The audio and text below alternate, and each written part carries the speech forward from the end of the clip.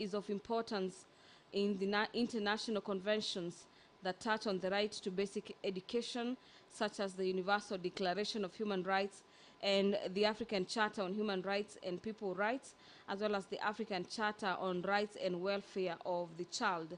The bill seeks to make provisions on the right to education, and this is pursuant to Article 43, subsection 1F, states that every person has the right to education, and Article 53, subsection 1B states that basic education is a right to every child in Kenya. This particular bill seeks to provide a proper legal framework in order to ensure the actualization of the right to basic education for learners, and these are learners with disabilities in Kenya at all levels of education in the country. The bill creates for the provision of laws to obligate the national government through the Ministry of Education as well as the county governments to carry out their duties in bringing the special needs education of learners with disabilities to parity with normal learners. And the bill also seeks to end the exclusion of learners with disability from the education cycle.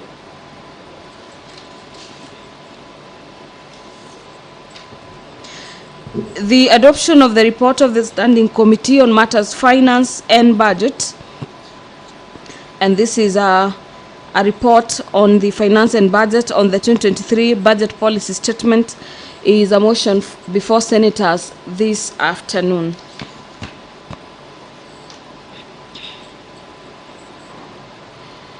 The chairperson Standing Committee on Finance and Budget will be moving a motion on the adoption of the report of the Standing Committee on Matters Finance on the 2023 medium-term debt management strategy, and senators will be resuming debate on this particular motion that was interrupted on the very first Wednesday of March. The year is 2023. The Parliamentary Powers and Privileges Amendment Bill, Bill number 5 of the year 2022 by Senator Danson Mungatana, is another bill before senators this afternoon, as well as the Natural Resources Benefit Sharing Bill, this being a bill from the Senate, Bill number 6 of the year 2022. The County Vocational Education Training Bill, bill by Senator Moses Kajwang, is a bill that senators will equally be considering this afternoon.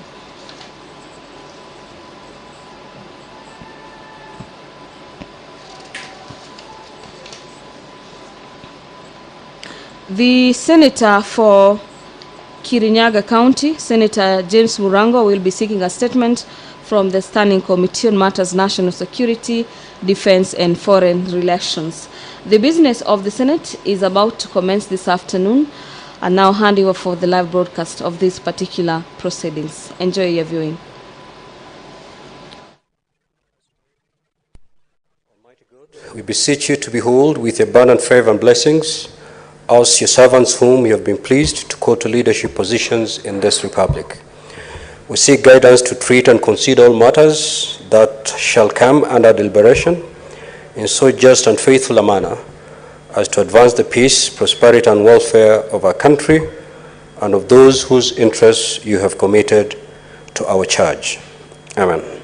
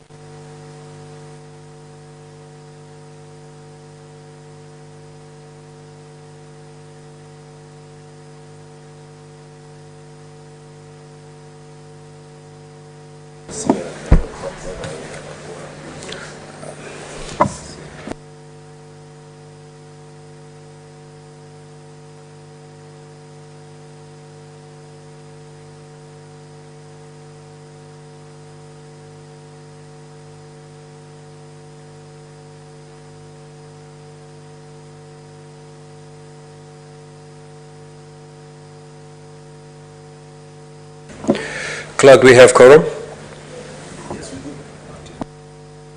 Sergeant at Arms, kindly proceed to ring the bell for 5 minutes.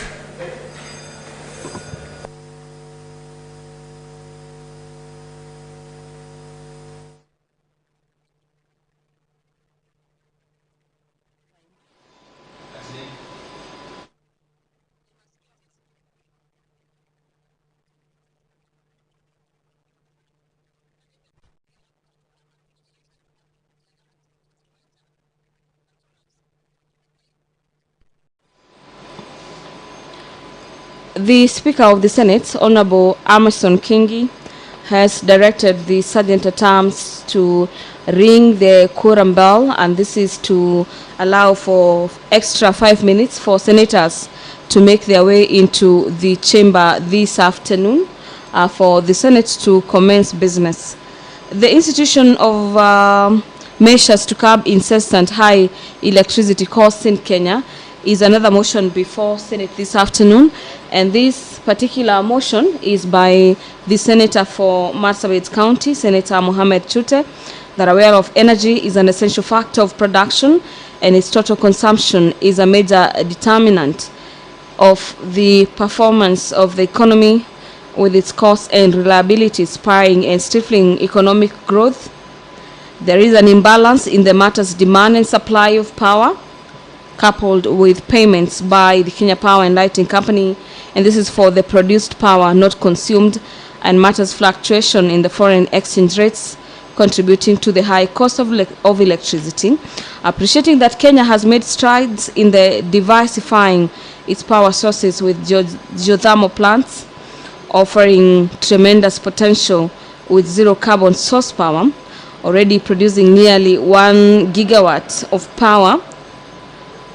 The Senate Standing Committee on Matters Energy, the Senate resolved that the committee undertakes an inquiry into the contract signed by independent power producers detailing the costs, capacity, and duration of the contractual agreements and their implications on affordability of electricity in the country. Also conduct an inquiry in matters discrepancy in the cost of electricity sold to Kenya Power by KenGen and imports from Ethiopia and the independent power producers. The Senate Committee on Energy is also set to undertake an inquiry on the diversion of the electricity generated by Lake Turkana wind power to the national grid, bypassing the inadequately supplied northern frontier counties of Marsabit and Samburu County. The Senate appears to have gained quorum this afternoon. Please stop the bell. Clerk, first order.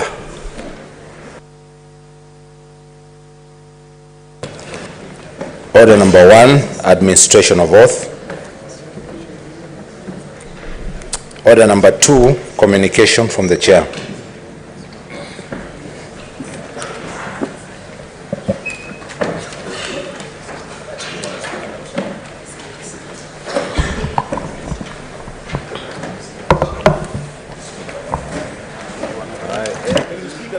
Deputy Speaker, you are certainly out of order. Proceed, take your chair.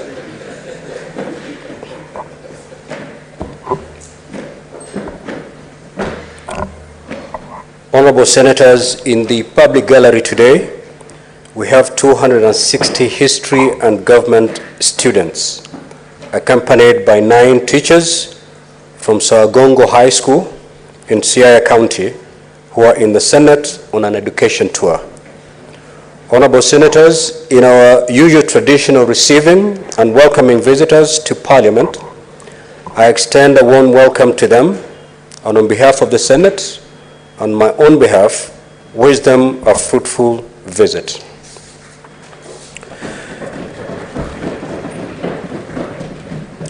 Honorable Senators, I would also wish to acknowledge the presence in the Speaker's Gallery this afternoon, a visiting delegation from the County Assembly of Makwiny. The delegation is in the Senate on a 5-day benchmarking visit with the counterpart departments in the Senate. Honorable Senators, I request each member of the delegation to stand when called out so that you may be acknowledged in the Senate tradition. Joseph Nzioki, Deputy Chief of Sergeant at Arms. Clarice Komu, Senior Sergeant at Arms. Brian Mutua, Assistant Sergeant at Arms. Joseph Kimanthi, Assistant Sergeant at Arms. Joram Kaunga, Assistant Sergeant at Arms. Anthony Kingo, Assistant Sergeant at Arms. Dennis Kimeu, Assistant Sergeant at Arms. Clementine Muki, the Clerk Assistant. And lastly, James Ngao, Research Officer. On behalf of the Senate and on my own behalf, I extend a warm welcome and wish you a fruitful visit here at the Senate.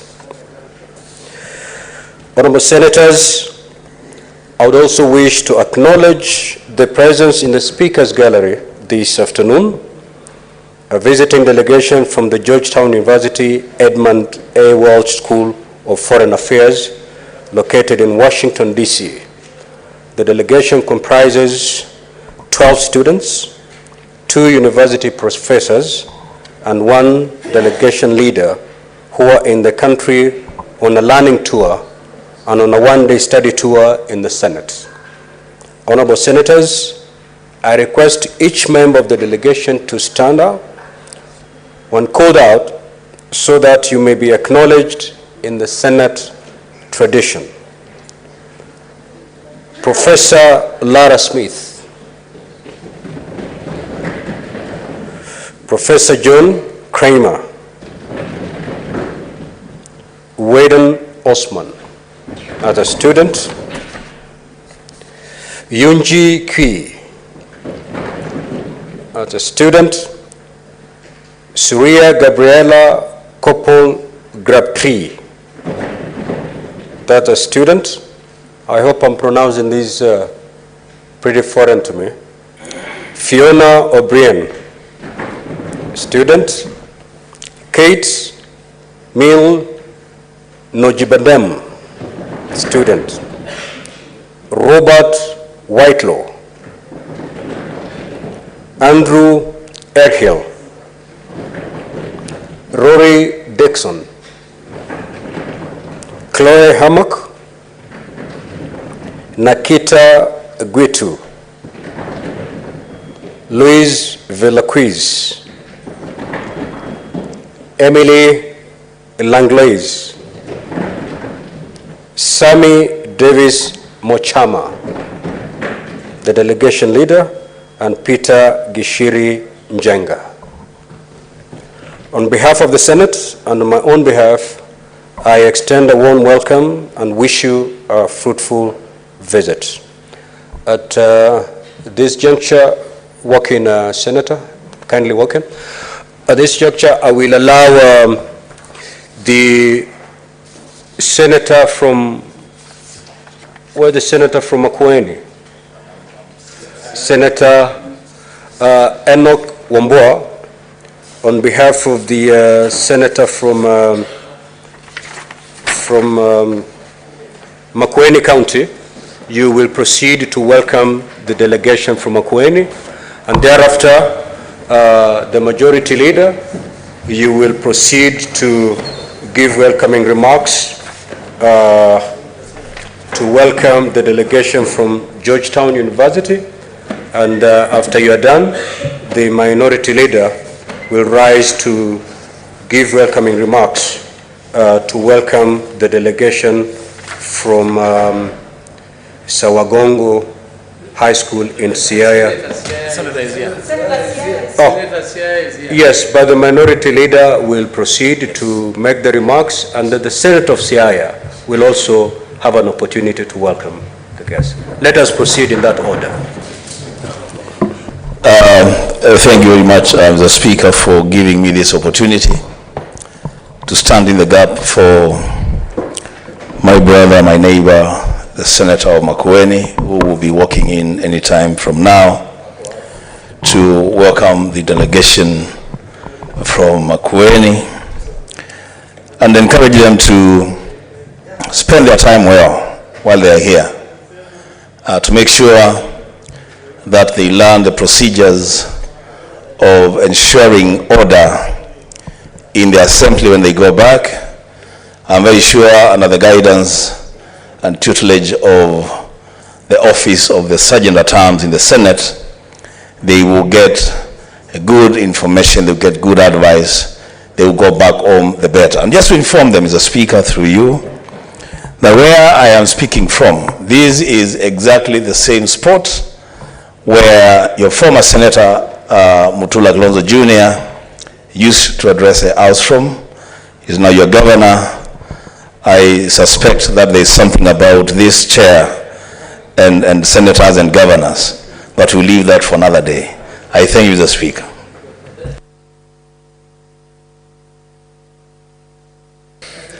Thank you, Mr. Speaker, for giving me this chance. I also want to join Senator Wambua and the rest of my colleagues in welcoming all the visiting delegations to the Senate this afternoon, the students from Sawagongo in Siaya County, the delegation from Makwiny County Assembly, and the students and their professors from Georgetown University in Washington. Mr. Speaker, it's one of the beauties of our democracy to be gathered here every afternoon at 2:30 and not necessarily agree, but at least have the chance to exchange ideas and try and reach to a consensus on many issues that are either a challenge or things that need the concerted wisdom of the people of Kenya. I believe that our visiting delegation, Mr. Speaker, will have the opportunity to listen in to a few of our debates or learn as they interact with the members of staff, senators in their committees in the course of their study, and get to appreciate the beauty of the Senate of the Republic of Kenya, Mr. Speaker. I wish them well in their study tour. May they achieve all their objectives far and above, beyond what they expected when they set out to tour this Senate, Mr. Speaker. So on behalf of this House, the side that I lead, and Senate as a whole, I welcome and wish them well. Thank you, Mr. Speaker. Minority Leader, please. Thank you, Mr. Speaker. Mr. Speaker, please allow me to join you in welcoming the students from Sawagongo, the officials of Makwiny, and the delegation from of students from the United States.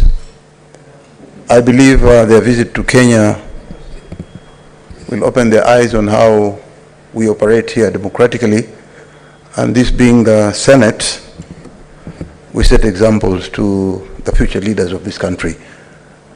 I hope the visit here will go a long way in ensuring that when you go back to your country, you will know how we procedurally do our things in the Senate.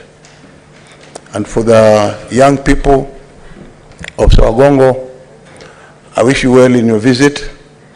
I believe one day, as Baba has said it outside there, Baba Raila Odinga said, how many of you would like to be members of parliament or presidents of this country? You can be, your dreams can be achieved. And by that, you showed your hands when he said, who wants to be the president? And almost all of you said you want. So I believe you have a long journey to make yourself who you want to be. Your dreams are real. I thank you, Mr. Speaker. Senator Oburu. Yeah, thank you, Mr. Speaker. Mr. Speaker, I also want to take this opportunity to welcome the students from my county, Siaya, and Mr. Speaker, also to inform the House that this is a very, very strong school in academia, that in last year's KCSE exams, they were #1 in my county. So I take this opportunity to congratulate them for the performance, but also to encourage this group, which is also going to sit this year, to perform better than the ones of last year. Mr. Speaker, as I sit down, I would also like to inform the House that this is the second time this group of students are coming here to listen to us as Senate. But last time they came, Mr. Speaker, there was a lot of tension in the House, Mr. Speaker, and the security team could not allow them to come because of the situation. And Mr. Speaker, this is just because of a very small issue about the leadership on our side, which you are in a position to solve. Mr. Speaker, why don't you just do it so that we continue to work normally instead of having these constant failures? Mr. Speaker, thank you. Thank you. Lastly, Senator Ledama. Mr. Speaker, sir, thank you. I join you to welcome the students from Siaya County and also the students from Makwiny County.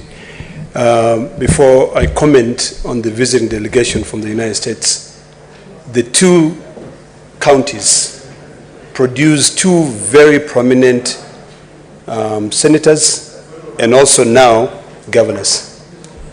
Mr. Speaker, the governor of Makwiny, the former senator. What is the point of order, Senator Cheptumo? Mr. Speaker, did I hear my colleague talking about students from Makwiny?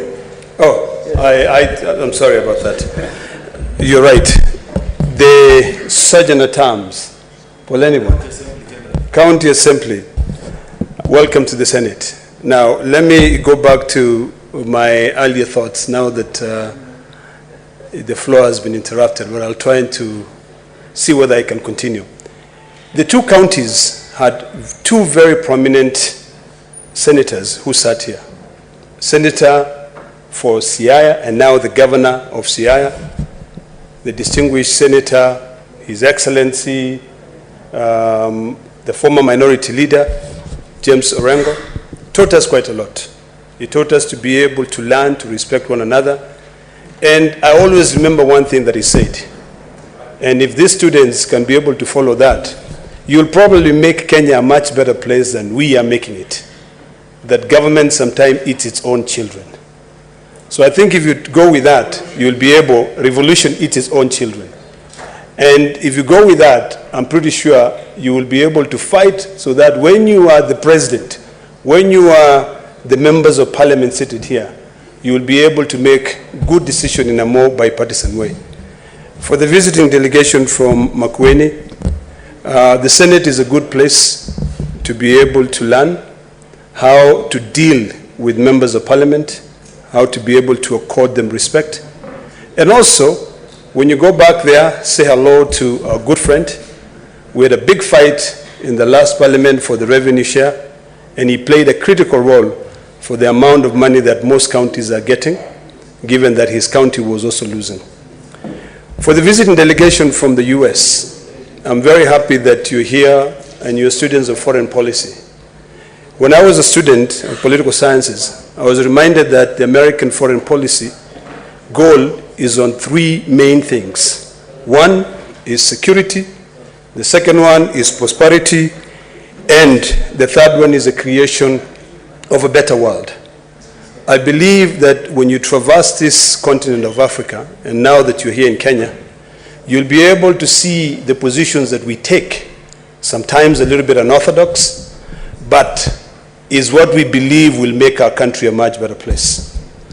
I read yesterday on CNN that the government congratulated the leadership in Nigeria, but then the observers gave a different thing.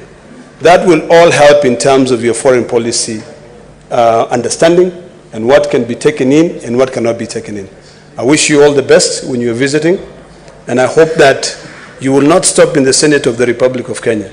I hope that you will visit the Masai Mara Game Reserve so we can get to spend some of your dollars there. because I represent the people of Narok County, where we have the biggest and best game reserve. I thank you, Mr. Speaker. Point of order. No. I was intervening before he sat down, he left the floor, because there is a very condemned message of fundraising give the students in the high school, which is not very clear, because it's a very condemned message. You know, students need indirect advice, either to become presidents or ministers or senators. But your message, Senator Ndama, was very condemned. I'm afraid the students understood what you said. Senator Kathuri, as you've been told, these are not students from any other school, but a giant school. They are smart.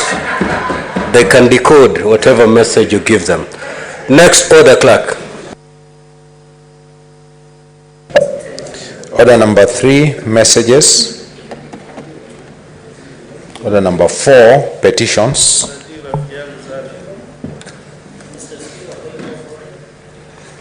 Order number 5, papers. Point of order, Senator Chirangi. I don't know why the clerk is in order, quickly reading the orders. I had the rise to standing order number 1 and standing order number 231 on petitions. Mr. Speaker, on 15 February 2023, like slightly 20 days ago, a petition was brought on the situation of students that are in Finland from Kenya. Over the weekend, there was a report in media that a number of them are supposed to be deported over unpayment of school fees. Nandi is also doing the same. So, Mr. Speaker, I didn't have peace over the weekend. I had a number of parents, and they wanted to draft petition. Looking at that petition of that was brought on 15 February on the issue of students that went to Finland and they are facing uncertainty and they are supposed to be deported. I know media has covered of Uasin Gishu County. I needed your guidance because it is the same program that is being run by county government of Nandi. So I thought, Mr. Speaker, you can provide guidance so that we don't need to bring another petition with similar issues. Number 1. Number 2, Mr. Speaker, looking at the sensitive nature of that issue, where 19 students are facing possibility of deportation into the country, maybe you can direct that the Committee of Labor should provide progress report looking that out of 60 days, 20 days have been spent, therefore it means 40 days.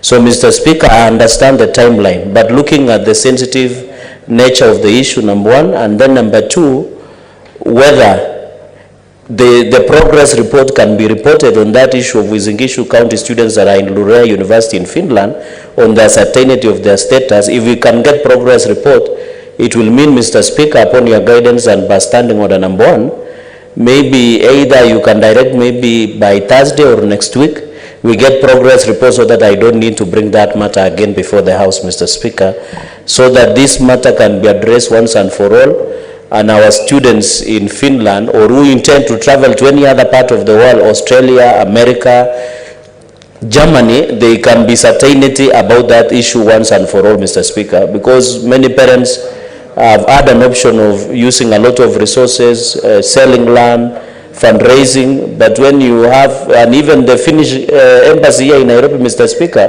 or Finland, or even Ministry of Foreign Affairs, has not reported on the status of those students. And the parents have not been sleeping, been receiving a lot of messages over the weekend. And you know how when media report these things, Mr. Speaker, it always there's a tangent that is picked up, Mr. Speaker.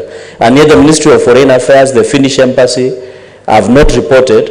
But what we are seeing, Mr. Speaker, is not very good. And Mr. Speaker, I really need your guidance as per standing order number 1, standing order number 234 on the public petition, so that we can assist, because you remember Uasin Gishu County Assembly has tabled a report, Mr. Speaker. They have given their findings on what should happen, Mr. Speaker. And then there is a National Assembly are also handling the similar petition, Mr. Speaker. So it is important you guide the House, Mr. Speaker. And also the DCI and EACC have been sleeping in the job, because we are talking about an allegation of 684 million that has been sent on that process, but no one has been held account on that issue. So maybe you can guide us, Mr. Speaker, on that petition so that we can proceed. Thank you. Thank you for that observation, Senator Chirangi. Indeed, it's a very weighty matter that need to be, and answers need to be provided.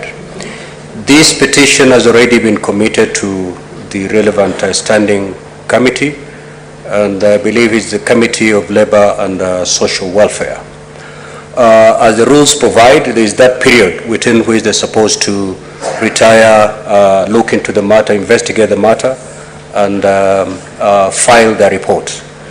But due to the urgency of this matter, we will administratively expedite the finalization of the report so that we don't lose the momentum of this issue, which is extremely current and very important. It is what we will do is to administratively engage the committee so that they can be able to expedite and have the report, not to wait for the 60 days as given in the standing order. Next order.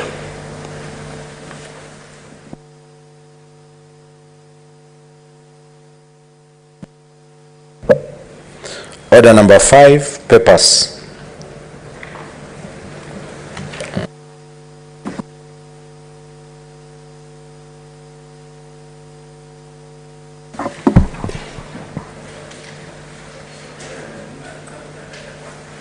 The chairperson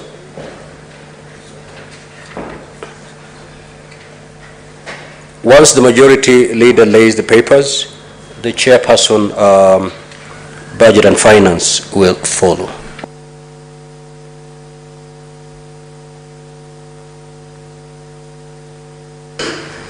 Thank you, Mr. Speaker. Mr. Speaker, sir, I beg to lay on the following papers on the table of this Senate today, the 7th of March 2023, being 1, the annual performance report for the Ministry of Defense for the financial year 2021-22. 2, the report of the Auditor General on the financial statement of the County Executive of Nyeri for the year ended 30th June 2022. 3, report of the Auditor General on the financial statement of the County Assembly of Nyeri, the County Executive of Kirinyaga for the year ended 30th of June 2022. Report of the Auditor General on the financial statements of the County Assembly of Kirinyaga for the year ended 30th June 2022. Report of the Auditor General on the financial statements of the County Executive of Murang'a for the year ended 30th of June 2022. Report of the Auditor General on the financial statements of the Assembly of Murang'a County for the year ended 30th June 2022.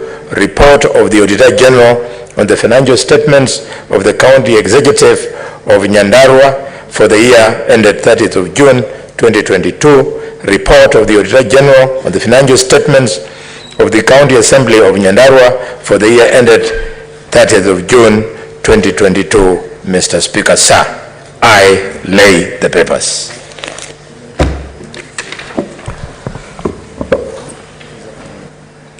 The chairperson, Standing Committee on Finance and Budget.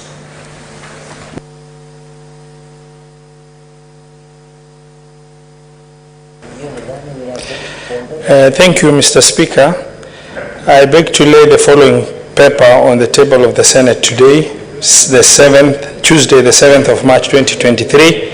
Report of the joint sitting of Standing Committee on Finance and Budget of the Senate and the Departmental Committee on Finance and National Planning of the National Assembly on the nomination of Dr. Susan Chemtai Kwech for the appointment of the position of Deputy Governor of Central Bank. I beg to lay.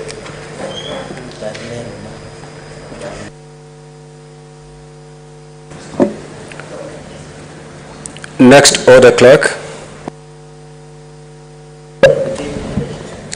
Order number 6, notices of motion.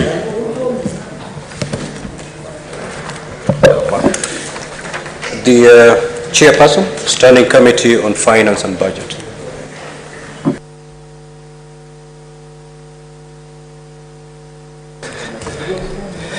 Thank you, Mr. Speaker. Mr. Speaker, sir, I beg to give notice of motion that the Senate adopts the report of the joint sitting of the Standing Committee on Finance and Budget of the Senate and the Departmental Committee on Finance and National Planning of the National Assembly on the nomination of Dr. Susan Jemtai Kwech for the appointment to the position of Deputy Governor of the Central Bank of Kenya, laid on the table of this Senate today, Tuesday, the 7th, 2023.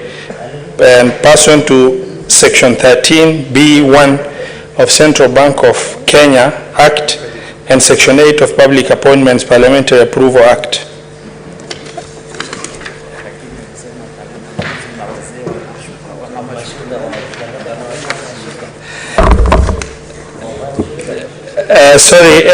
Approves the nomination of Dr. Susan Jemtai Kwech for the appointment of the position of Deputy Governor of Central Bank of Kenya.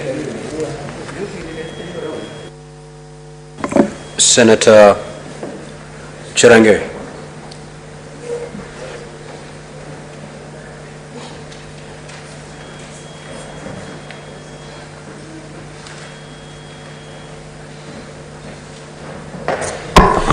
Thank you, Mr. Speaker.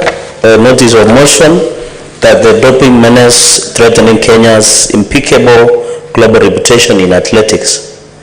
That aware that in 2018, Kenya was placed under Category A by the World Anti-Doping Agency, and since then, 40 Kenyan athletes have been banned by the 8 Athletics Integrity Units or the Anti-Doping Agency of Kenya, ADAC, and has led to a situation whereby the Kenyan athletes have to undergo intense testing before participating in major events, and has immensely affected the reputation of the Kenyan athletes and the standing of Kenya in the international sports arena, where it currently ranks at number 5. Concerned that despite the high number of alleged doping cases, Kenya has only one World Anti-Doping Agency, WADA, approved blood testing laboratory, forcing it to send urine tests to Qatar and South Africa for analysis, and that the Anti-Doping Agency of Kenya, ADAC, is taking too long to address the doping menace, which is likely to affect the state of preparedness for the athletes in the upcoming 2024 Olympic Games in Paris. Now, therefore, the Senate resolves that the Ministry of Youth, Sports and Arts come up with modalities that can help achieve increased testing intelligence gathering on athletes and doping awareness programs. B, in collaboration with Athletics Kenya AK and National Olympic Committee of Kenya NOC, to vet all training camps, coaches, trainers and other athletes handlers. C, initiate investigations of Anti-Doping Agency Kenya ADAC to identify and sanction all responsible officers liable for the menace of doping in the country. D, Mr. Speaker, in collaboration with the Directorate of Criminal Investigation, DCI, and the Ethics and Anti-Corruption Commission, EACC, finalize pending investigations and recommend prosecution of individuals involved in giving banned substance to athletes. And finally, Mr. Speaker, E, in collaboration with the Ministry of Health, to identify and revoke license for medics, pharmacies, and hospitals responsible for the prescription of the commonly abused drugs by the athletes in Kenya. I thank you, Mr. Speaker, sir. Next order. Order number 7, statements. Senator Veronica Maina. That statement is deferred. Senator Crystal Asige.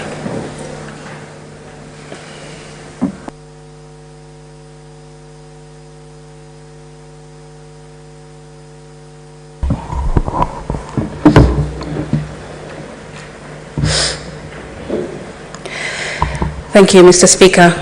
I rise pursuant to Standing Order 53-1 to seek a statement from the Standing Committee on Finance and Budget on KRA's move to suspend tax refunds, exemptions, waivers, and abandonments with the immediate effect, and no immediate clarity as to the scope of those affected and to what extent. In the statement, the committee should state the scope within which the directive to suspend tax refunds, exemptions, waivers, and abandonments covers, giving the timelines within which this exercise will be undertaken. Disclose the amounts disbursed to persons with disabilities from the granted tax reliefs and incentives of 610 billion in the last 5 years, stating the particulars of the beneficiaries. Clarify the affected parties, stating whether the tax reliefs are due to PWDs are affected. Find out the number of PWDs employed in Kenya, stating the number of tax exemptions certificates from KRA awarded to these employees.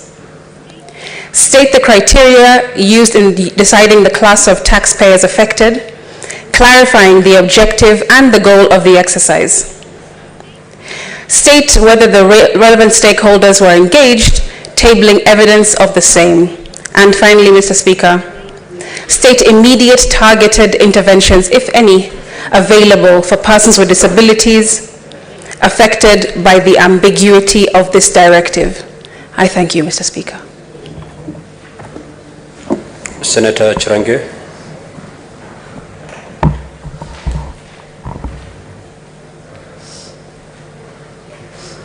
Mr. Speaker, thank you. I want to congratulate Senator Crystal Asike for this statement. I think, Mr. Speaker, this is a very timely statement, noting that a few days ago, Kenya Revenue Authority is ongoing reforms.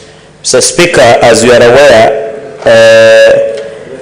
the Constitution is very clear, and I agree with that with one thing, that tax relief, of course, should be and must be provided for the vulnerable, that's the PWDs, marginalized and minority, as per the law.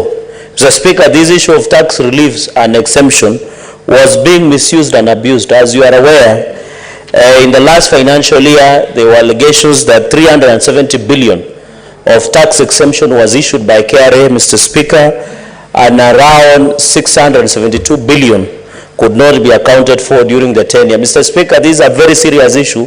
It goes beyond even this statement that some individuals within KRA must face full force of the law, because this issue of tax relief was a noble idea, but it was misused along the way, Mr. Speaker.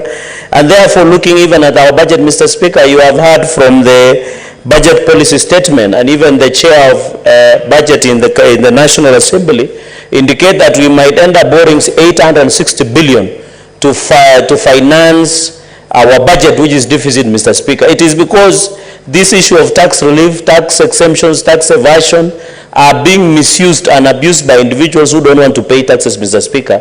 And therefore, it forces our budget to go on tax deficit, Mr. Speaker. If everybody can pay tax, Mr. Speaker, in this country, as the President William RUTO has said, then, Mr. Speaker, we shall be able to fund activities, including even our children, our students from Sawagonga High School. We can be able, the money that is meant for junior secondary school, that is meant for the tuition capitation in Sawagonga Secondary School and other schools in Nandi and beyond the country, Mr. Speaker, can be paid. So the issue in conclusion, Mr. Speaker, is I agree that let the tax relief be given, but to only Kenyans that are vulnerable situation. And then, Mr. Speaker, KRA must and should be accountable and follow the law when they are issuing on the tax relief. And finally, Mr. Speaker, because I know there are changes, and even the KRA chairperson, is it chairperson or the head of KRA, the former Mr. Mburu and other commissioners were interdicted, Mr. Speaker. Others were fired, Mr. Speaker. They must fail full force of the law, Mr. Speaker. And out of curiosity, Mr. Speaker, because I know we'll attend during the voting, Mr. Speaker, you have been a governor, and I know a number of your colleagues who you served in governorship position for the last 10 years. Out of curiosity, I have never understood why KRA would penalize a county for not remitting statutory deductions and payments, payee, yet they are aware that there is a delayed disbursement from the National Treasury. So, Mr. Speaker, these are also KRA sometimes becomes as something that prevents devolution from being efficient, because KRA knows that National Treasury has not released funds to counties. Yet they go ahead and penalize your county, like for example, when you are governor in Kilifi, or our brother Jackson Mandago when he was in Uasin Gishu, or Senator Roba when he was in governor, Mr. Speaker. Why would KRA go and penalize a government agency? Yet they can get that information and be able to sort out among other agencies, not only county governments, but other agencies that are government entities, Mr. Speaker. So I thought those are some of the issues that KRA should and must be, but congratulations, Senator Crystal Asike.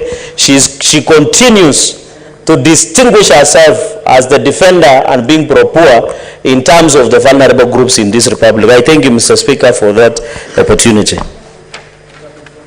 Senator Roba. No, Senator Oroba. Thank you, Mr. Speaker. I want to thank Senator Crystal for bringing this motion, because we know that there are people who have been abusing this tax exemptions, people who are not people with disability. But Mr. Speaker, I want to urge that KRA does not punish those people with disability because we have rogue people who are actually do not have any disabilities. When we were in Mombasa with the Committee of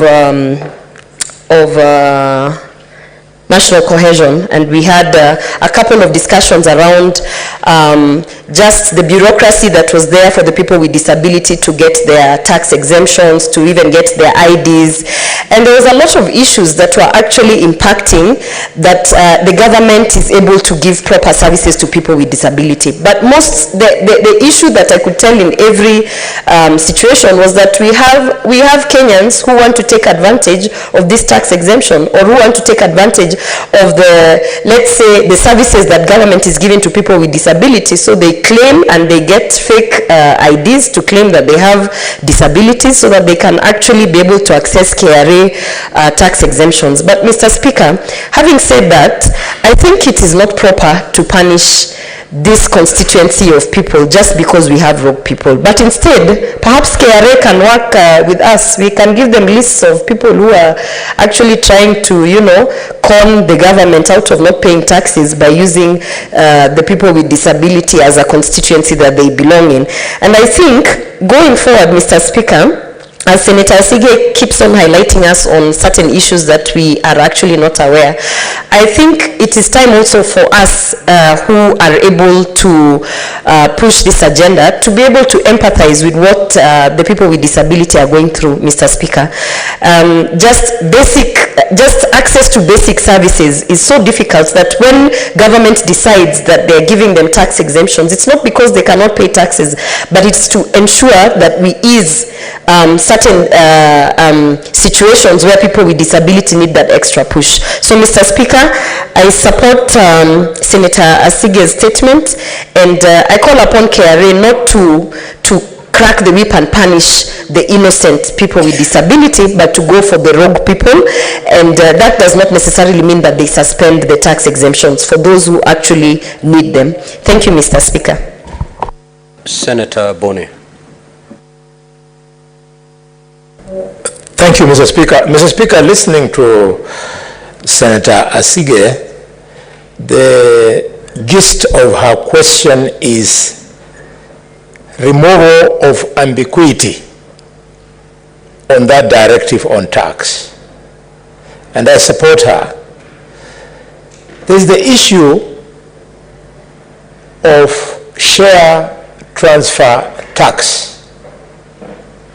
Mr. Speaker, you've heard Senator Cherargei speak to the issue of ongoing restructuring in the Kenya Revenue Authority, where some people have faced administrative action. Mr. Speaker, as this is going on, could the statement further clarify the issue of share transfer tax, where in 2019, NIC Bank merged with CBA Bank.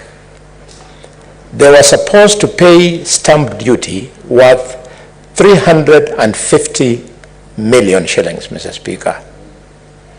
Could that clarity explain whether the administrative action against the taxman is going to go beyond that, so that the taxpayer can recover the 350 million. After the merger, the company that has come out is doing a lot of business, is a very rich company.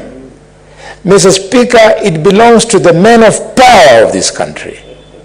And because of this house of equity, the house that advances the future of our children who are today, Mr. Speaker, dropping out of school because the father cannot buy uniform to go to class 7, Mr. Speaker, could the statement tell us that the money... Senator Boni, what is your point of order, Senator Kajwa? Mr. Speaker, I have tremendous respect for Senator Khalwale, but I went to medical school.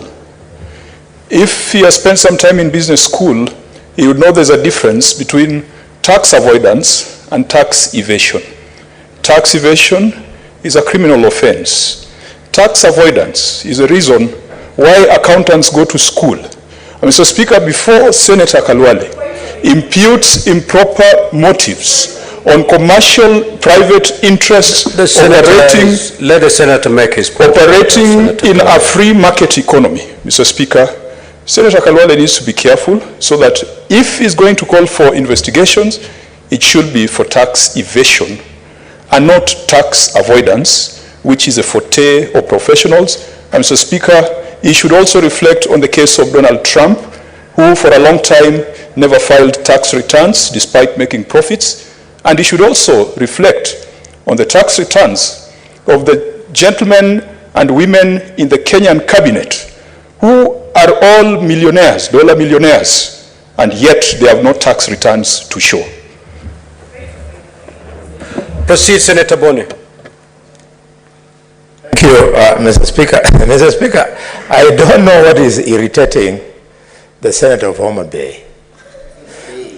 When I talk about men of power, I know that he is none of them. And if he's hand holding for somebody, please, whoever gave you the brief to hold for them, tell them to mark who he's speaking. When you talk about challenging me and about qualifications of medical school and going to learn about taxes, you know that in this system, and the students are here, the students who go to medical school are the ones who are at the top of the range in mathematics. The one in taxes, there are people who scrap through with the D+ and things like that. Please keep us away from it. Senator Mr. Speaker, sir, this is a very important issue. You are not addressing the Senator of Homa Bay. Thank you, Mr. Speaker. When you're up making your contribution, you address the chair. Thank you, Mr. Speaker. Proceed. Mr. Speaker, he was, Mr. Speaker, Mr. Speaker, he was challenging a street fighter for a street fight. Mr. Speaker, this is not a laughing matter. Stamp duty is a must. And because my good younger brother came in late, the question is just asking, why are you exempting certain people? And I'm innocently writing on it and saying, even as you give us that answer, how about this straightforward money that we know that took place in 2019? The two banks are known. One was worth 65 billion. The other one was worth 50 billion. The tax transfer of shares that they were supposed to pay, 350. Let them pay so that the children of Homa Bay can go to school. As you protect the rich will one day sacrifice you, but the poor will save you because they'll come and bury you. Thank you, Mr. Speaker, sir. Senator Newton. Thank you, Mr. Speaker, for giving me this opportunity to also support in part Senator Asigi's statement. Mr. Speaker, I would personally like to see a situation where tax exemption is given on merit. Because, Mr. Speaker, Senator Asigi talked about people, with living disabilities. Mr. Speaker, I would also like to bring to the attention of this House as a consideration of that statement is being made, that there is something that we call rare diseases, Mr. Speaker, where you find a patient with diseases whose treatment is not available locally, Mr. Speaker. And if you allow me, I can mention Gaucher's disease, Mr. Speaker, where patients, it's a very rare disease, but where patients, Mr. Speaker, need something that we call enzyme replacement therapy that is not available in the country, Mr. Speaker. And this is a disease where 1 year's treatment, Mr. Speaker, would cost as much as 30 million Kenya shillings, and it is a lifetime treatment. So, Mr. Speaker, I think I support Senator Asige in that we should not have a blanket rule forbidding exemption, Mr. Speaker, and that KRA should be very keen to see to it that exemptions, or there should be a law to see to it that exemptions are still allowed, but allowed on some very specific needs and on a need-to-need basis, Mr. Speaker. So about tax evasion, and I do not want to get into the debate between the bullfighter, who also says he's a street fighter, and Senator Kajwang of Homa Bay. But, Mr. Speaker, tax evasion is something that no one should ever allow in this country, Mr. Speaker. But as far as rare diseases, people living with disabilities are concerned, Mr. Speaker, I think it would be very important that the window of exemption be retained. And so I support partially, but tax evasion is a no-no. I thank you, Mr. Speaker. Senator Kisang.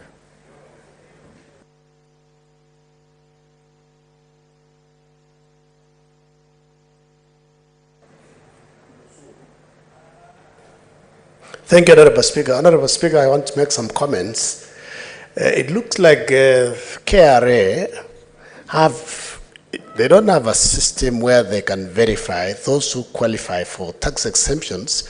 In fact, the proposal is KRA and the Council for persons with disability need to work very closely to ensure they have a system to verify who really is a person with disability, so that those who have challenges, those people with disability, get the identification card, so that people don't go to Kirinyaga Street and get fake cards, apply for exemptions, and they qualify. And then at the end of the day, those who really deserve, those who are persons with disability, are punished for reasons that they don't know.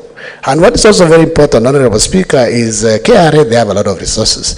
They need to put in a good system where they'll be checking, they'll have checks and balances, and then our brothers and sisters who apply for tax exemptions are given, and proper registration. I know a few months ago, the Council for Persons with Disability went across the country to register persons, BWDs. So that's why this issue of a blanket suspension of tax exemption should not arise, because there are systems in place. If possible, they can integrate the systems of the two organizations so that at least they have it.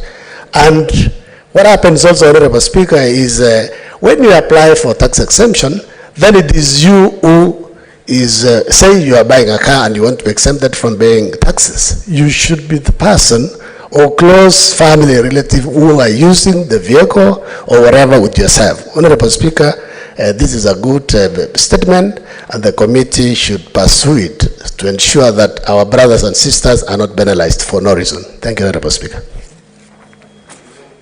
The next statement, Senator David Wakoli.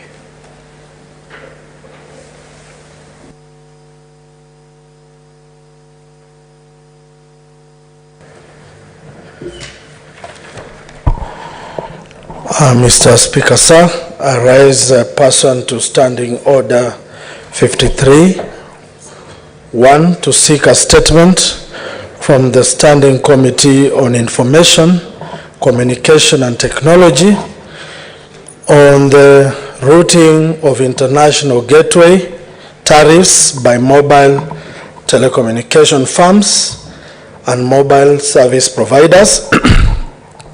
In the statement, the committee should, 1, approve appraised the Senate on the safety of consumers' data, highlighting the reliability of the telecommunication systems in withstanding attacks such as hacking, denial of service, and spying by individuals and governments. 2, furnish the Senate with an updated report of all calls made locally and internationally, indicating the chargeable rates. 3, state measures, if any, that the telecommunication firms have established to counter the challenges inhibiting traffic calls, resulting to artificially high prices. 4, state action plans, if any, that the telecommunication firms have implemented to ensure liberalization of international gateways and secure bandwidth access in encouraging competition and global information society. 5, provide a list of all licenses not subjected to the price cap condition filed with the Communication Authority, indicating charges to the existing tariffs and terms and conditions applicable, excluding special offers and promotions. Thank you, Mr. Speaker. Next, Senator Johannes Mwaruma. That statement is deferred. Senator Hamida Kibwana, I'm informed that she's nominated Senator Tabitha Maureen to see that statement on her behalf. Proceed, Senator Tabitha.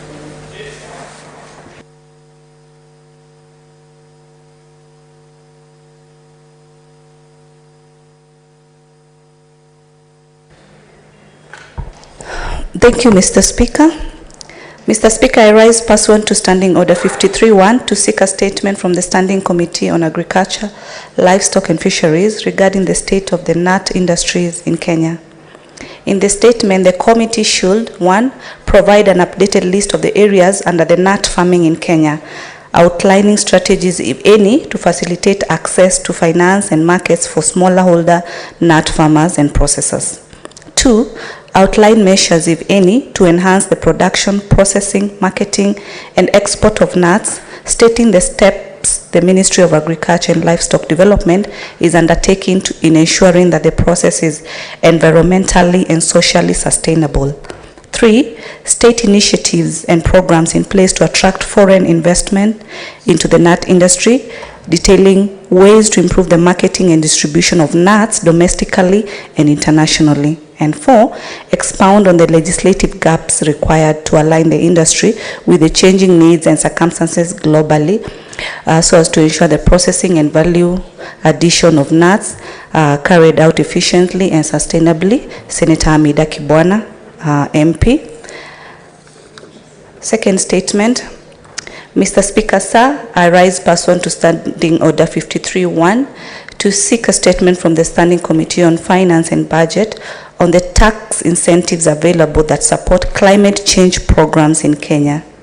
In the statement, the committee should, 1, outline the tax incentives in Kenya that support the country's effort in addressing the climate change, providing a breakdown of the incentives mainly supporting private sector investment in renewable energy developing in Kenya. 2, appraise the Senate on the effectiveness of the tax policies in encouraging the uptake of renewable energy technology, stating whether they are aligned to Kenya's national climate change strategy. 3, spell out measures currently in place to ensure that revenue generated from carbon taxes is channeled towards climate change programs, indicating the total amount disbursed in the last 5 years. 4, state efforts in ensuring that the tax policies do not create unintended consequences negatively affecting the most vulnerable groups in the country, outlining strategies to ensure the tax policies are flexible enough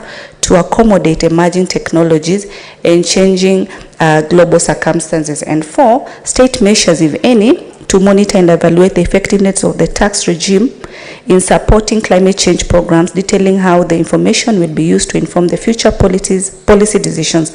Senator Hamida Kibwana. Thank you, Mr. Speaker. Senator Okeyuri. Thank you, Mr. Speaker.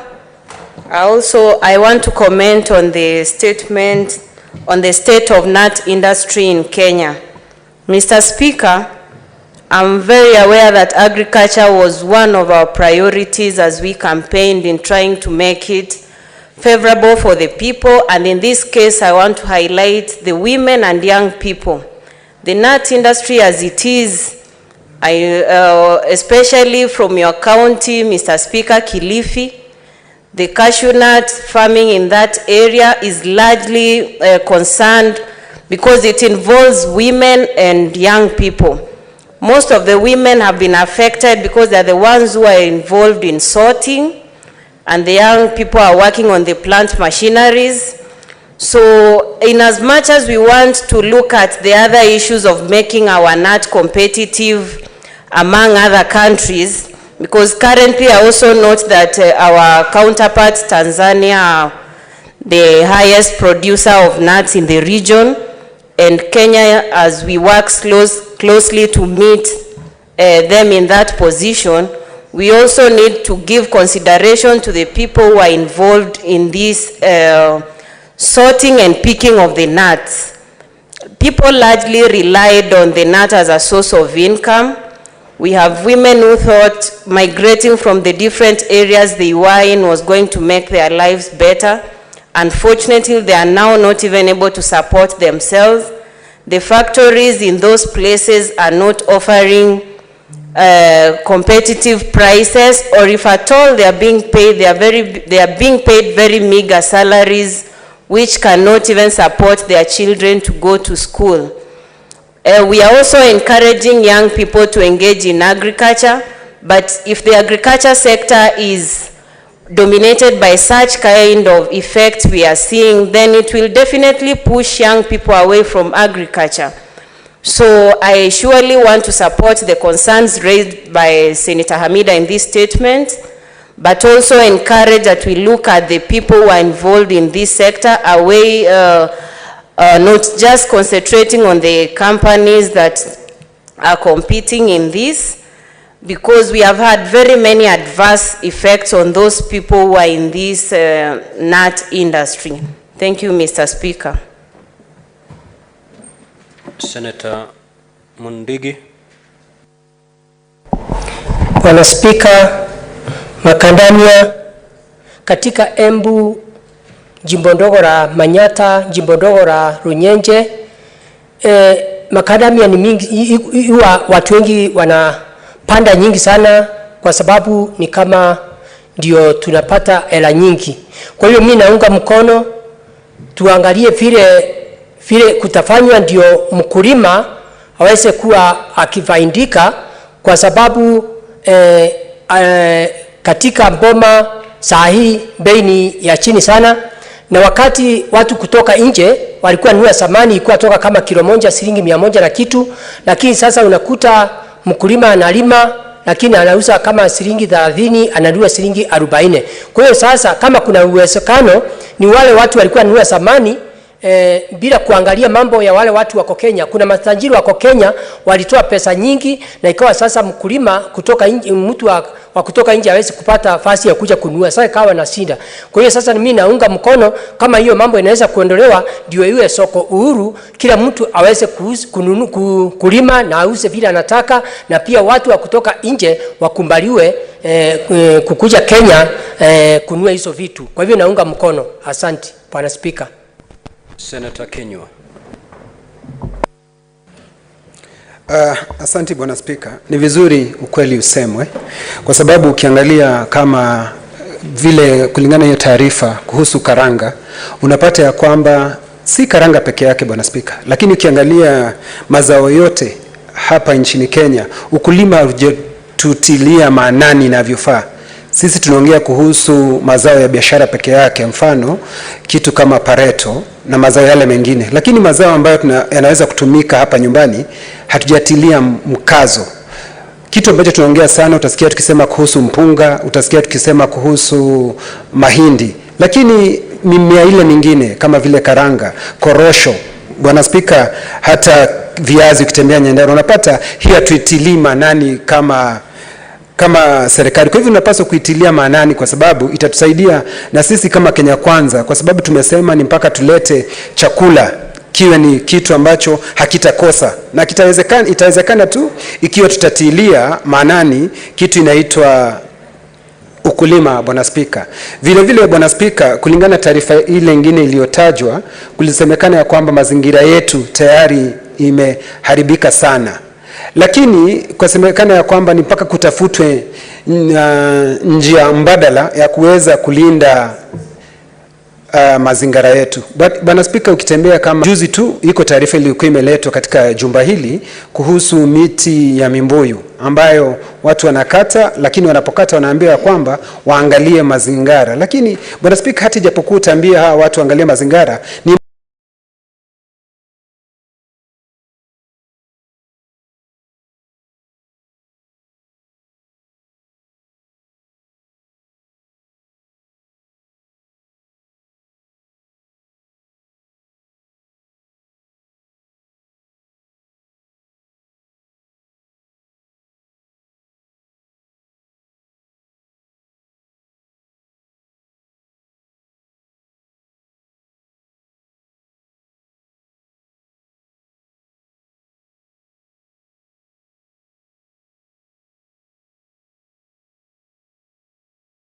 mpaka waambie baada ya kuchunga hii miti watasaidika vipi, na wanategemea ile miti wakikata wanaweza kupata afueni kwa sababu wanalipwa pesa wakikata ile miti. Kwa hivyo Bwana Spika, vile ambavyo tunapaswa kuwa tukifanya kamati ambazo zitakayopelekea hizi taarifa, waangalie mambo haya kwa kindani ndio tuweze kupata suluhu la kudumu. Tusiwe tu Bwana Spika ni kuja katika jumba hili tunaongea alafu hatufanyi chochote tu, jambo letu tunakuwa ni kuongea. Kwa hivyo Bwana Spika, ni ukulima wote tuweke mkazo, na tukiwekea mkazo Bwana Spika itakuwa inasaidia kizao hiki tulichonacho na kizazi kijacho Bwana Spika. Kwa hivyo tusiwe tu ni watu wa kuongea bila tukija hapa tukipatia katika kamati inakuwa ni jambo limeongewa, mwaka ujao tunaongea jambo hilo.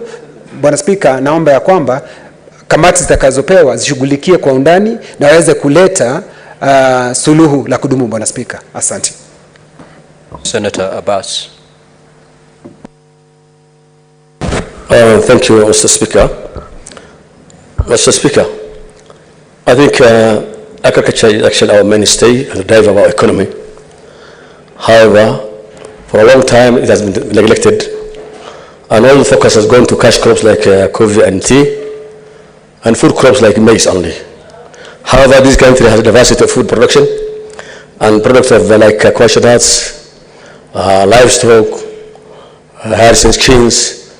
These things like small-scale farmers that produce diversity of food like potatoes and all these things have actually not been given much attention. And therefore I think that's actually why not to be able to meet our economy to grow. And as you are aware, this country, 75% of the country is actually arid in the same arid. And you know, every region has its own products produced. Like, you know, cashew nut has been produced in Clivy and those coastlines. Farmers like livestock, they keep in the asset areas. But however, the focus has already been neglected. And I think it's a high time that we need to grow and go back to the drawing board, so that at least for us to grow our economy, we need to have, you know, in the past, there has been a lot of diversification in crop production. And the focus was not only on cash crop, but the food crop was being promoted, and other supplementary crops like cashew nuts and other food products and other cash crops was improved, like, you know, perethrum and all these things.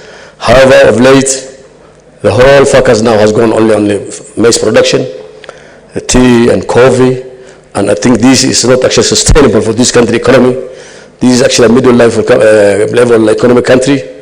We need to go to diversify and to increase our source of revenue, and especially and also production of other cash crops and food crops, so that even sorghum can be grown anywhere.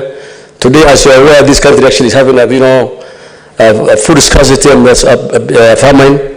But of course, every time we talk about food, we only talk about maize and rice and beans. Well, we can be able to feed our people with the other nuts, the potatoes, and all these things. You know, something like corosho, or what we call cashew nuts. It's a very nutritious product that can be even used for malnourished kids and mothers.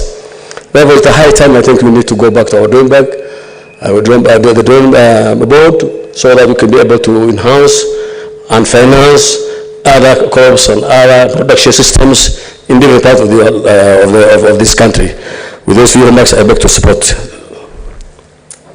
Senator Alan Chesang. Thank you, Mr. Speaker. I rise to support this statement of cashew nuts. Mr. Speaker, sir, I have been trading, actually I've been buying cashew nuts from Tanzania and selling to international investors before.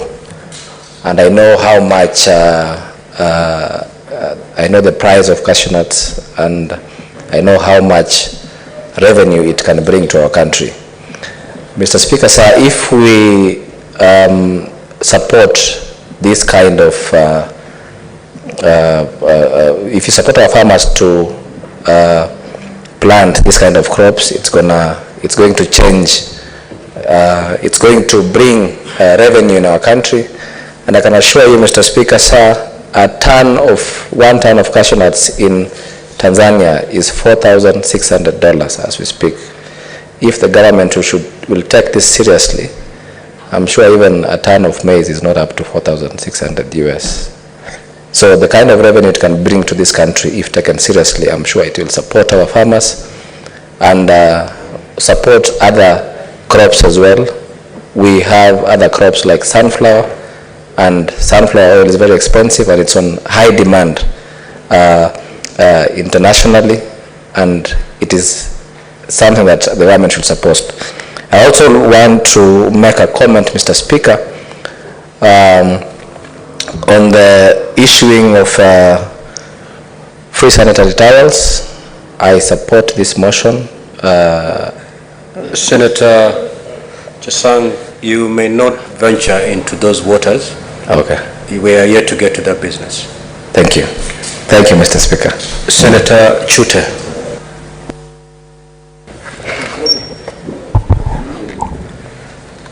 Shukrani sana Bwana Spika. Nimeshangaa sana kusikia Senator Mundigi akisema korosho ilikuwa inanunuliwa na zaidi ya shilingi 100, na leo, Bwana Spika, nimeshangaa sana kusikia inanunuliwa na shilingi 30 peke yake. Bwana Spika, Kenya Kwanza manifesto inasema itasaidia ukulima na imeongelea sana juu ya ukulima. Saa hizi shida iko kwa Kenya. Mimi nimetoka boda, kaunti yangu ni boda ya Ethiopia. Ukulima Kenya imekwisha, ikakufa na ikazikwa, Bwana Spika. Saa hizi watu wako Kenya kutoka Marsabit kwenda Moyale wanapata chakula kutoka Ethiopia. Boda inaitwa Moyale. Bwana Spika, unga ya ngano ni bei nusu na bei ya Ethiopia leo. Unga ya mahindi hivyo hivyo, maharagwe hivyo hivyo. Ukiangalia boda yetu ya Tanzania, vitunguu inatoka Tanzania, viazi inatoka Tanzania, chakula nyingi inatoka Tanzania, nyingine inatoka Uganda. What is your point of order, Senator Kenywa?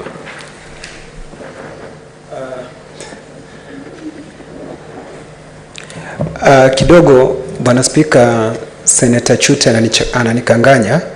Anasema ya kwamba Mundigi amesema kuhusu korosho, na kama nimesikiza vizuri alisema kuhusu makadamia. Sasa ananichanganya, sijui ni bei ya nini anataja, kama ni ya korosho ama ni makadamia, Bwana Spika. Asante sana Bwana Spika.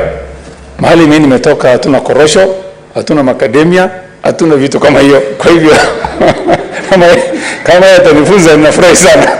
Akiniuliza mambo ya mbuzi, hata nikionja nyama ya mbuzi nitakwambia, hata bila kuonja, hata kunusa nitakwambia hii ni ngamia, hii ni mbuzi. Gavana aliroma hata kuwa shahidi kwa hiyo. Kwa hivyo nimeshukuru amenieleza hiyo mambo, sijui kusema kweli.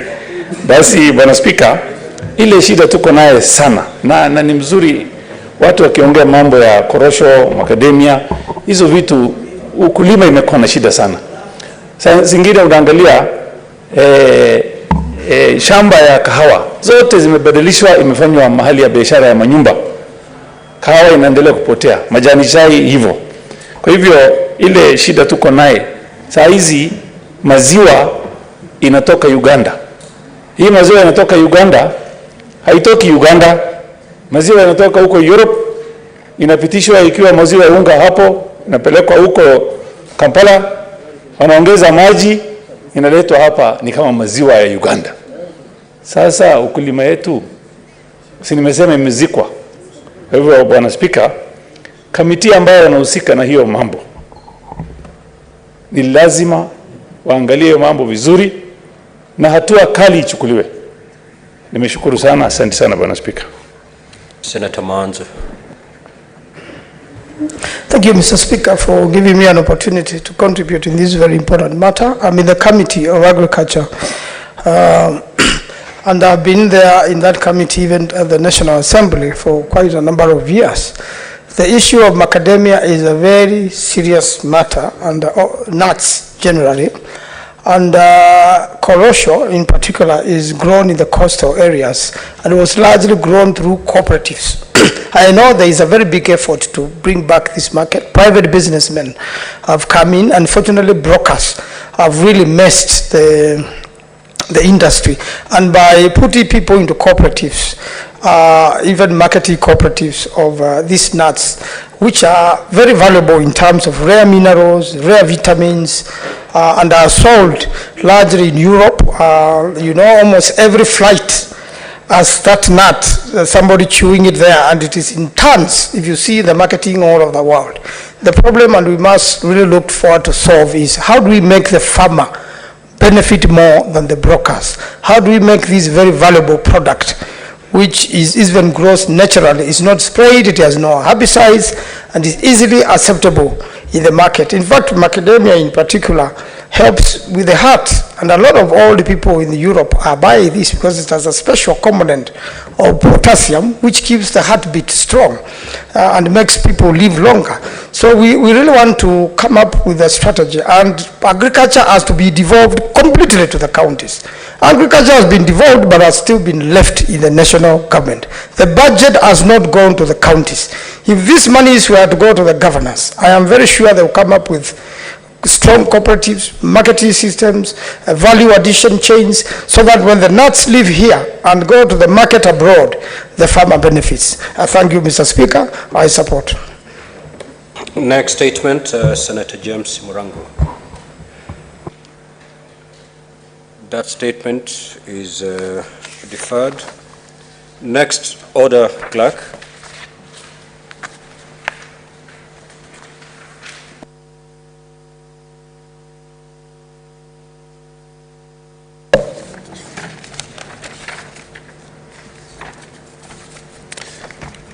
Order number 8, the Equalization Fund Appropriation Bill, Senate Bills number 3 of 2023, first reading. A bill for an act of parliament to authorize the issue of a sum of money out of the Equalization Fund and its application towards the service of the year ending 30th June 2023, to appropriate that sum for certain public basic services and for connected purposes.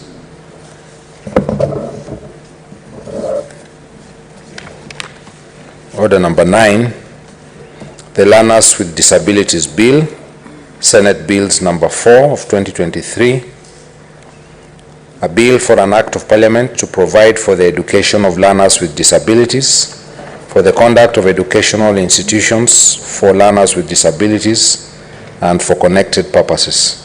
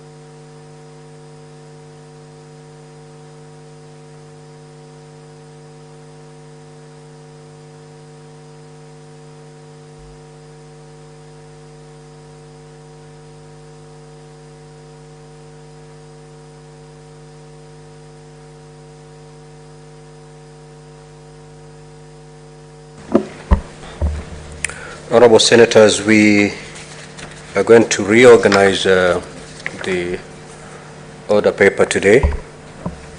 We are therefore going to move straight away to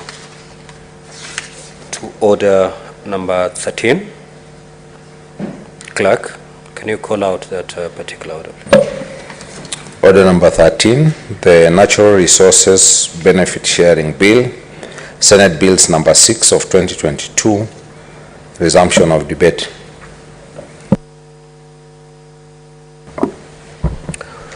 Honorable Senators, we now resume debate on this motion, which was interrupted on Thursday, 2nd March 2023. I do therefore now call upon Senators to make their contributions to the motion. Senator Eddie Okech, MP, was on the floor contributing to this motion. Before interruption, he had a balance of 17 minutes. I'm informed he's not in the House, and therefore we shall move as per the queue on the request.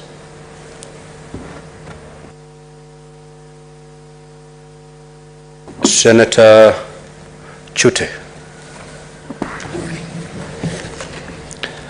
Thank you, Mr. Speaker. I come from Marsabit County. We have wind power called Lake Turkana Wind Power in Marsabit.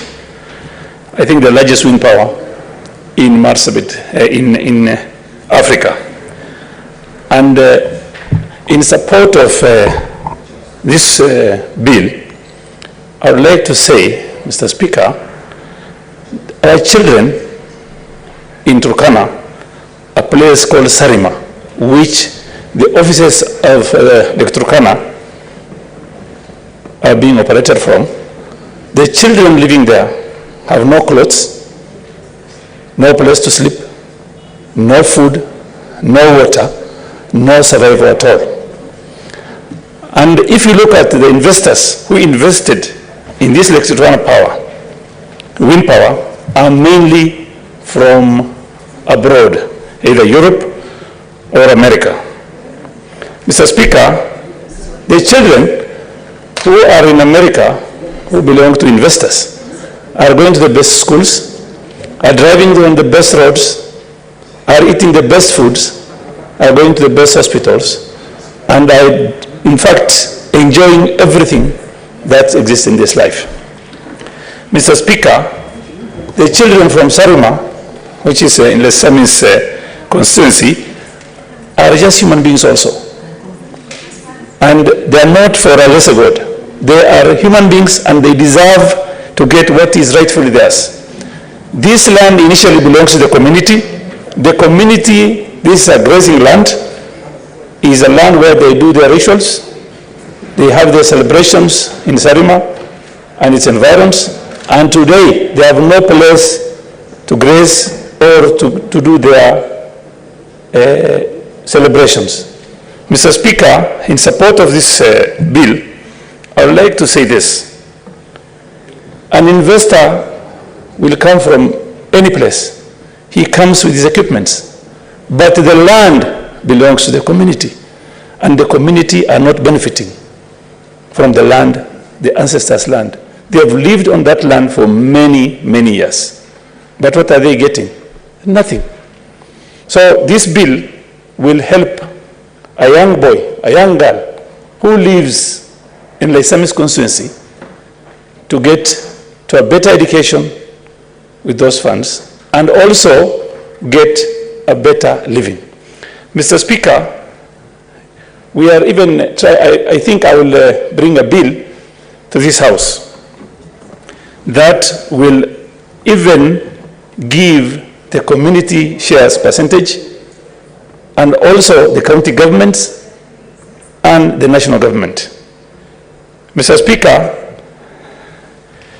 we also have a forest in Marsabit, beautiful rainforest in Marsabit. If you can remember, there was an elephant called Ahmed. He died in Marsabit and was brought to this museum here, museum in Nairobi. And you know, people in Marsabit are supposed to benefit from Ahmed the elephant. but we are not getting anything. That is our natural resources, Mr. Speaker.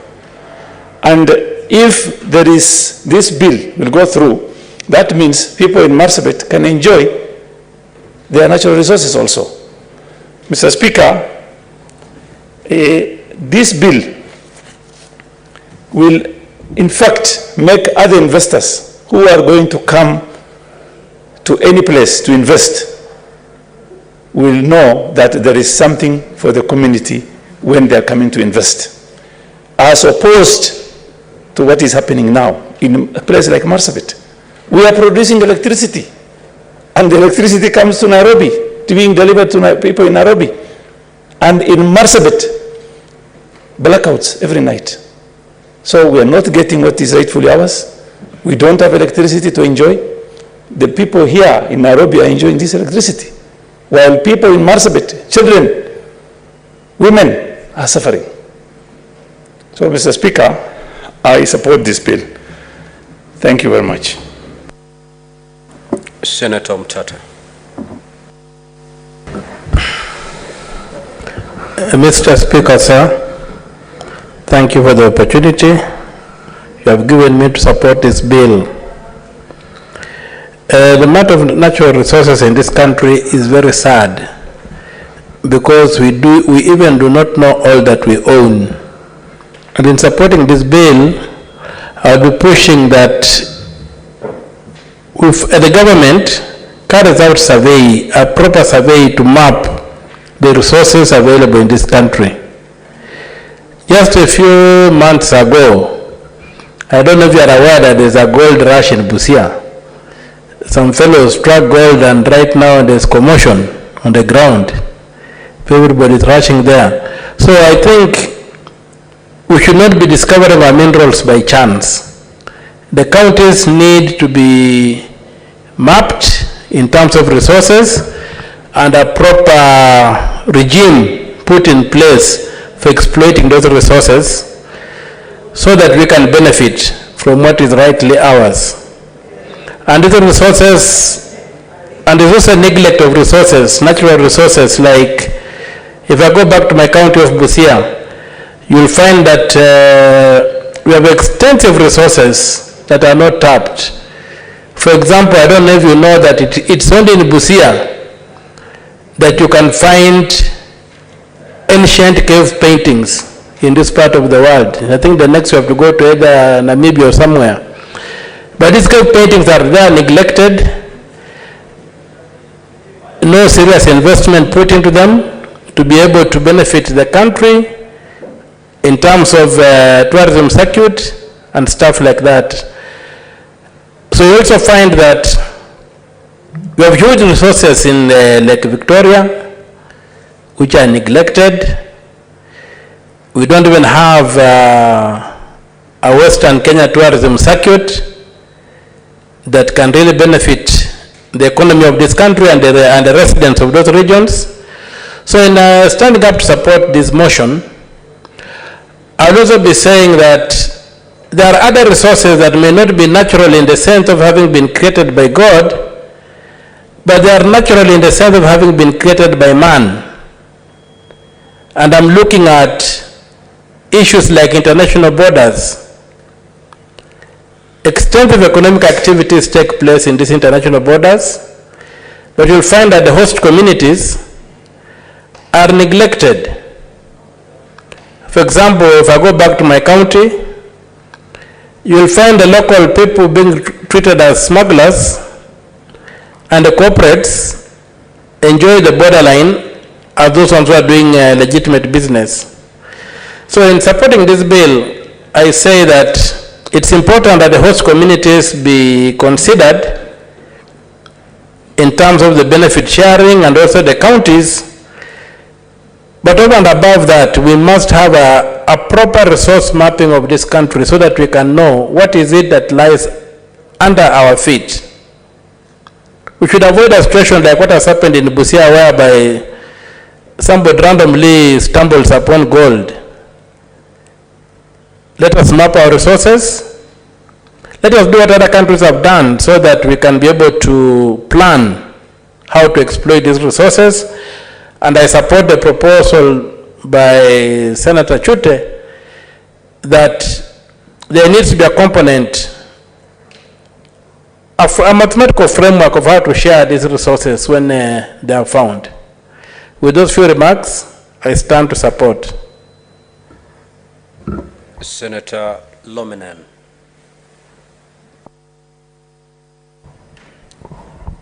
Thank you, Mr. Speaker, for giving me this opportunity. Mr. Speaker, I support this bill.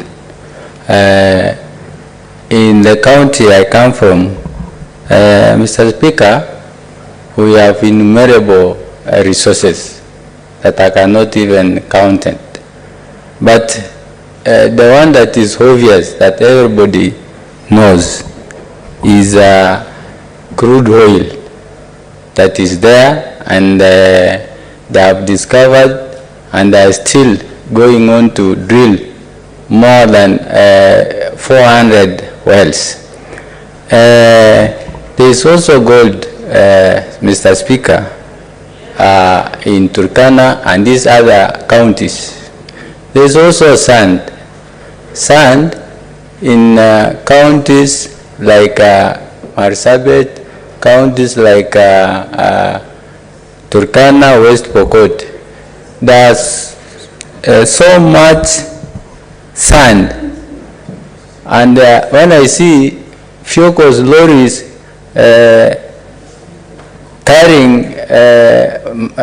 sand from Machakos to Nairobi, and the way it is so just available in Turkana County, I feel sympathy. I sympathize those people from lorries.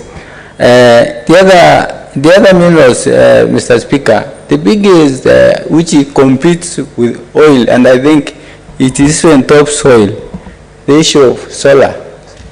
Solar in Turkana, even if you do a good survey, Mr. Speaker, you will find sand in Marsabit, in Turkana, is not the level it is now in Nairobi. So I think it is becoming lower because it is like now 42 degrees centigrade, meaning it's like now it is lowered, which becomes too hot. So when we harvest and tap this solar, you will realize the cost of electricity will be very cheaper in this nation of Kenya. Mr. Speaker, one thing that we realized, and this is just a live case example, in a well that called Ngamiawan, the non-international well called Ngamiawan, which produces highest volume oil, the children and the people from that well, a village called Nakuklas, are still begging for water, are still begging for food, are still begging for clothing, are still begging for even drugs. If they can even say that someone is sick and he needs aspirin or Panadol, they are not available. And this is a reality, Mr. Speaker. So when we say, Mr. Speaker, I think God was perfect to create this world, and He did not make any mistake to disadvantage any area. The only God, what God did, He was very diplomatic in a way that some mirrors are above the ground, others are below the ground. For example now, farmers, maize, potatoes, or whatever. And for us, in the pastoral areas, we are advantaged with the provision of livestock. After the grass are over, there is gold, there is oil, there is water underneath. And so people do ignore and have negligence for these resources.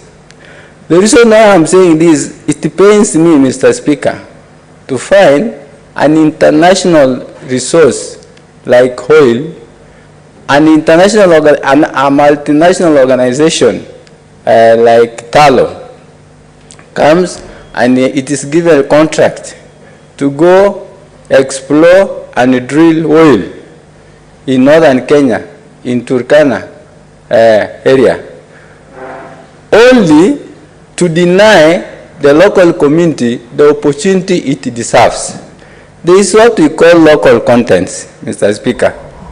Local contents are opportunities that derive from that organization, from the contract, from the job opportunities, from administration. So whatever accrues from that resource like gold, the community, the local community are the first to be given priority to benefit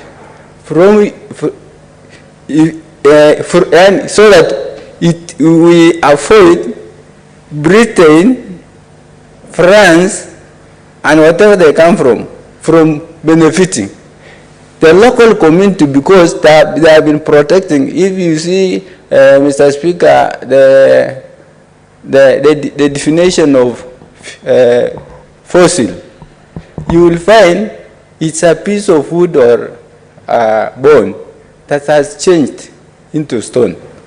So though you find that the bones that are in these counties for our grandparents or ancestors or the plantations there, maybe I can say this is the things that have changed to be oil. And people, the local community are supposed to take advantage of that. It beats logic, Mr. Speaker, to find that the multinational organization, as like, for example, Talo, drills soil, and then it takes it to transport to Lamu, and it sells to a known company. I know it, like Chem Limited Company, which costed the government got 1.2 billion, and we had the act, the bill of energy bill, and what we agreed that the county government will get out of the revenue that the national government gets. The county government gets 20%, and the local community, which is just access to the oil well, gets 5%, and then the national gets 70%, 75%. Meaning, Mr. Speaker, what has happened, we agreed, we signed, this House, the National Assembly, passed that law. It was signed. What makes me perplexed, Mr. Speaker? The oil was transported to Lamu, it was sold, and it is now 4 years since the oil was transported. The community is still waiting up to now, and I have sanctioned the government. Am I there any multinational organization that intends to drill? They are saying, before you drill, even in our own saying, you cannot take a girl, a beautiful girl, without a 1 kilogram of sugar, a 1 kilogram of tobacco, and a e-goat. So what the community are asking, does it make sense for you to drill another more than 300 wells of oil, yet you have not even given 5%, even not even 5% given to the community? It is not possible. Even God himself will not allow that, Mr. Speaker. And even you, as with due respect, you cannot allow. What we are saying, give Caesar what belongs to Caesar, and God what belongs to God. Give the local community what they deserve. Give the national government, because national government involves these other counties. The county that finds resources is available. It's not, I mean, they only consider, they consider all of the other counties. So we are saying, Mr. Speaker, whatever it belongs to the local community, because that's the only golden opportunity. If people have produced oil, I mean coffee, produce sugarcane, produce tea, you know the condition, the law that has been made there, and people will not take those profits and revenue for granted. We have been provided every time when the drought is there, Mr. Speaker. Every time we cry in this house, we say, oh, we have hunger, we are thirsty, we are what? You know, yet there are organizations that make resources, make revenues, make a lot of money out of the resources we have in those counties. Yet the locals do not benefit. Speaker, am I wrong to say that is robbing the dead? Because those people are needy. You come, you take their gold, you take their minerals, you take their water, you take their gypsum, you take their whatever, and then you leave them with nothing, not even 5 liters of water. It depends, Mr. Speaker, if I represent such people. So what we are saying, Mr. Speaker, this law is very important, that we make clear the advantage, the revenue. If the revenue, if the local community is 10, let them get that 10%. If the county, 20. Because why we are putting 20 per county? Because, for example, my county has 6 constituencies. So when we give 20, it means the other constituencies will also benefit. But the host community, a local community that is proximate, near to the well, only gets 5%. Mr. Speaker, up to now, we have gotten nothing. So I really support this bill, and I want this bill, Mr. Speaker, this is why we are here. We represent our communities, so that no one can change them, so that they get their rights, their constitutional right, because it is in Article 43, Mr. Speaker. Mr. Speaker, for those few remarks, I support this bill. Thank you. Senator Bone.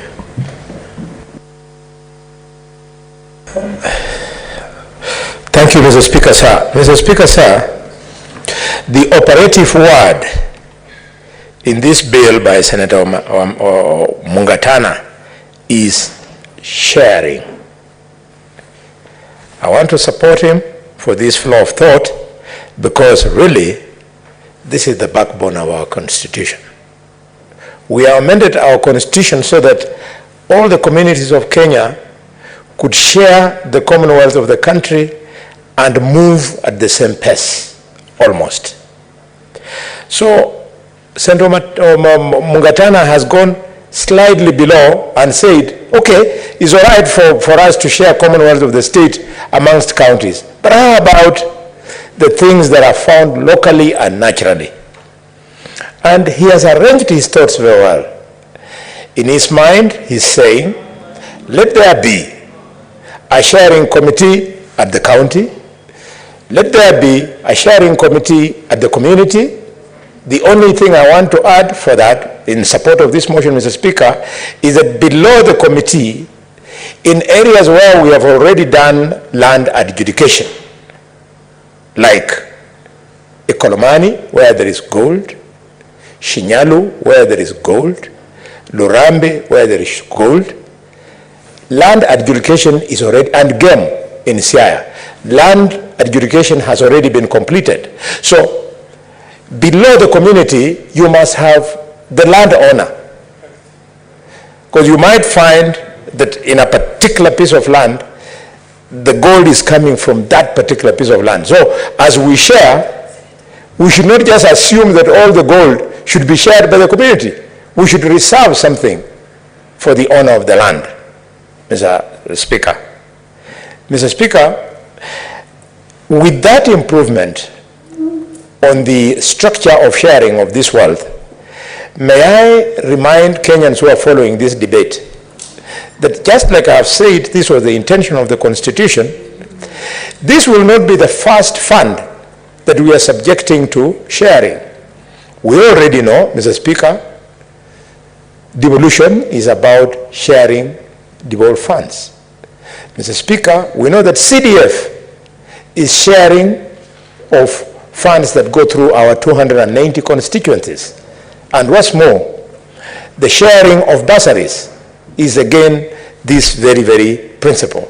So I would appeal to all colleagues, members of parliament, and eventually the National Assembly that we all stand behind this motion, Mr. Speaker. Mr. Speaker, speaking generally, minerals have become a curse in Africa. If you look at your breaking news now,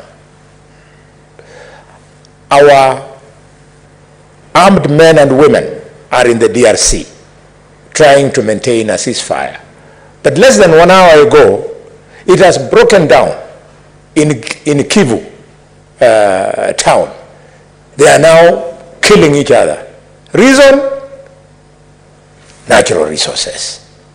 So instead of the resources of Africa, helping Africans, helping the people of DRC, our resources have become a curse. Yes, most wish to be informed, Senator Boni? Most obligingly, Speaker. Proceed. Mr. Speaker, you know, when Senator Boni Galwale speaks, he is a man of wisdom. And some of us, when we were growing up, we used to be inspired by the fiery and vibrant debate on the floor of the House. Mr. Speaker, are you saying you've stopped being inspired now that you've grown up? No, Mr. Speaker, I'm now more fired, not even inspired and fired. Mr. Speaker, maybe to inform him, because I've seen him indicating that this is about the minerals, but when you look at the clause 3, it talks about that this act shall apply to the following natural resources. I know he interchangeably used the word minerals and sunlight, water resources, forest biodiversity, and genetic resources, which I think he should inform us more because he's a doctor, wildlife resources, industrial fishing, and wind. So that is what this bill applies to, or the act, if passed into law, will apply to. But I think there is already a mining act in place, so maybe that's where I wanted to inform the good doctor and the bullfighter. Mr. Speaker, I appreciate the point of information, but you're just running ahead of me. I'm just at the beginning of my debate. You got me when I was talking generally about these natural resources, and in this case, our minerals. We should refuse as leaders of Africa that because of failure of government, failure of legislation to create laws that can provide on how people can easily share benefits, we should refuse to fail in that particular endeavor so that our people already have a tool which they can use to share instead of killing each other. Mr. Speaker, allow me to speak about gold. When I see some of our children in Shinyalu constituency, Lurambi, and Kolomani, and Game constituency in Siaya drop out of school, I feel very disgusted. Because succeeding governments, right from the colonial government, the government of President Mzee Jomo Kenyatta, 1963, 15 years. The government of Daniel Toroitich Arap Moi, 24 years. The government of Mwai Kibaki, 10 years. Government of Uhuru, 10 years. They have deliberately refused to unlock the gold mining economy. Refused.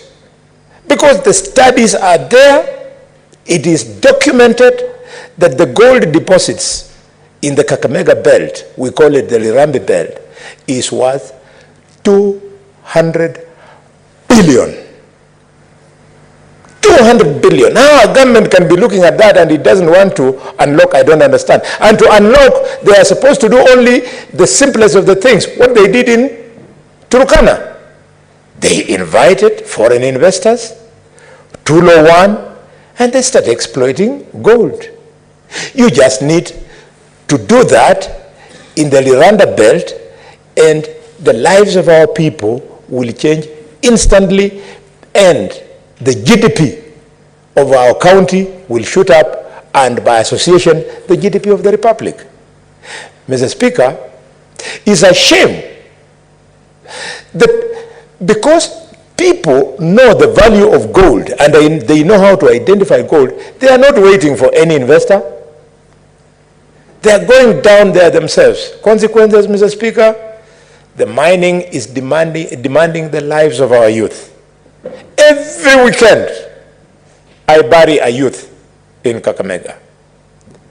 2 weeks ago, my counterpart, Governor Barasa, was there, I was not there.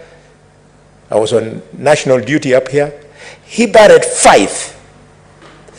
A village just wiped out 5 children. The week before, I had buried a father and his firstborn. And 5 years ago, I'll share with you, Mr. Speaker, I decided to be curious. I said, how can people die out of gold mining and they continue going back? So I went to the home in Shichinji of one of the people who had perished, Mr. Speaker. And when I reached there, I wanted somebody who I could give my so-called sadaka. And I found the brother of Fau. The youth who had died was called Fau. The brother of Fau was missing in the home. So I asked them, where is he? They said he went behind here. So I followed. Fau, where are you? I found Fau had gone back into the same pit. I found Fau's brother, Fau was dead, had gone back into the same pit to extract more soil so as to sell in order to defray funeral costs. I decided on that day that today I will join Fau's brother in the pit. And I went down 120 feet and I helped him. We scooped the soil and we were again lifted out to make my statement that I care. And when you are down there, those 120 feet, you are a millisecond away from death. That is how our people are neglected. Mr. Speaker, I urge President William Ruto, who knows these things, and he has already in his first 100 days come to Kakamega and spoken to the Liranda gold mine to move and move with speed. Mr. Speaker, there is something gold and my brother Cherege, now there I go. There is something called wind power. Lake Turkana wind power, Mr. Speaker, produces green energy, 310 million megawatts. And if you go to Marsabit in the neighborhood and Turkana itself, Mr. Speaker, children are walking without clothes, leave alone shoes. They have pot bellies because of infestation by worms. Mr. Speaker, they drop out of school. Mr. Speaker, the youth go doing cattle rustling to raise an income when they produce 310 megawatts. What is the natural resource here. It is the modern natural resource called carbon credit. There is carbon credit worth millions of dollars in those windmills, which the government should structure. The first world country that contributes to negative climate change by releasing carbon emissions from their factories, according to the United Nations, it is signed and agreed that they must pay back to any activity in the world anywhere that adds to positive climate change, i.e. giving green energy like what happens in Marsabit and Turkana. So the government should be organized. The Ministry of Foreign Affairs should be up to it. It should work with the Ministry of Natural Resources and Environment to ensure that we harvest our carbon credits and they go to Marsabit and Turkana and other areas where we are producing power from windmill. And as if that is not enough on carbon credit, Mr. Speaker, I come closer to home. We have Kakamega Forest. Thanks to carbon credit, the UNDP 1.5 weeks ago was in Kakamega launching the fencing of the entire forest because they realized the importance of carbon credit. The process was being presided over by the ambassador of Japan. And I listened to him. He spoke for around 40 minutes. And in 40 minutes, he said generalities upon generalities, only to mention in one little word, Mr. Speaker, the word carbon credit. Because they would love that they buried in the sand, people to start rejoicing that their fence has been fenced, not knowing that the reason for fencing that forest was actually to secure carbon credits for the local community. Mr. Speaker, having said that, allow me, and I hope the young dynamics chair who is now in place will not throw me out. Ladies and gentlemen, colleagues, senators, we have a job to do. In fact, when I see the little differences that are responsible for the other side having no senator in this house, I feel very small. We are really small. Because this is the chamber that should create awareness, that should bring the fear of the Lord in the heart of President RUTO, never to repeat what the handshake government did. I wish they were here. I would have told them that the Controller of Budget has today told Parliament that she was forced, Margaret Nyakango, she was forced by the handshakers to release 15 billion shillings so that they could come and rig elections to defeat us. Having eaten our 15 billion, they don't want to sit here and debate so that we rectify the mess that we have thrown our country in.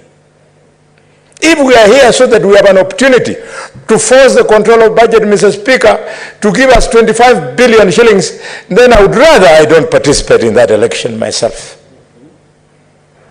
I'm proud of young women like Senator Tabitha Karanja.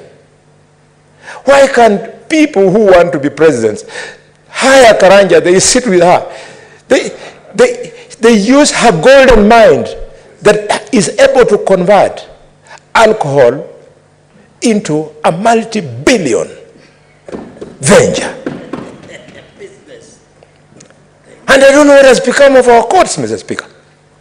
Our courts should never be allowed to harass business people. When a business person is behind on paying tax, you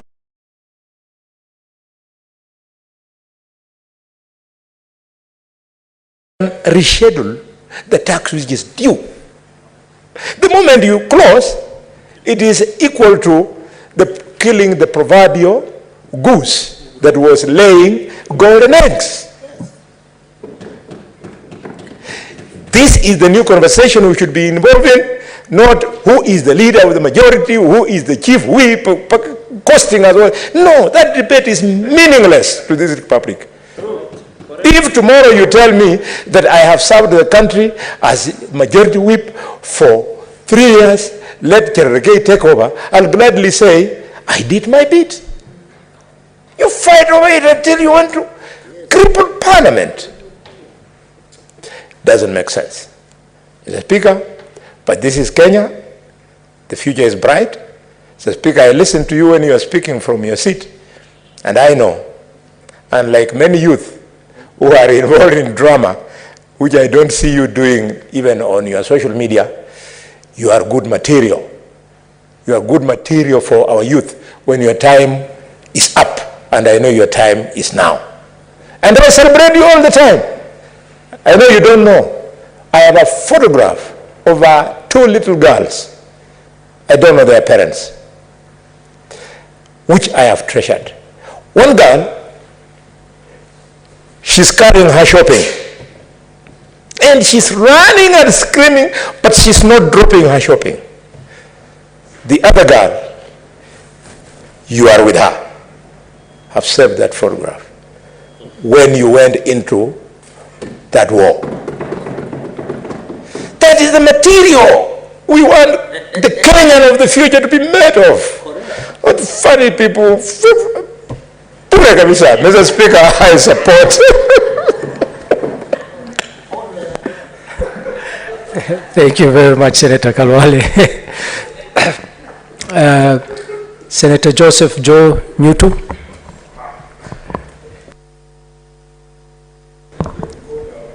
Thank you, Mr. Speaker, for giving me this opportunity.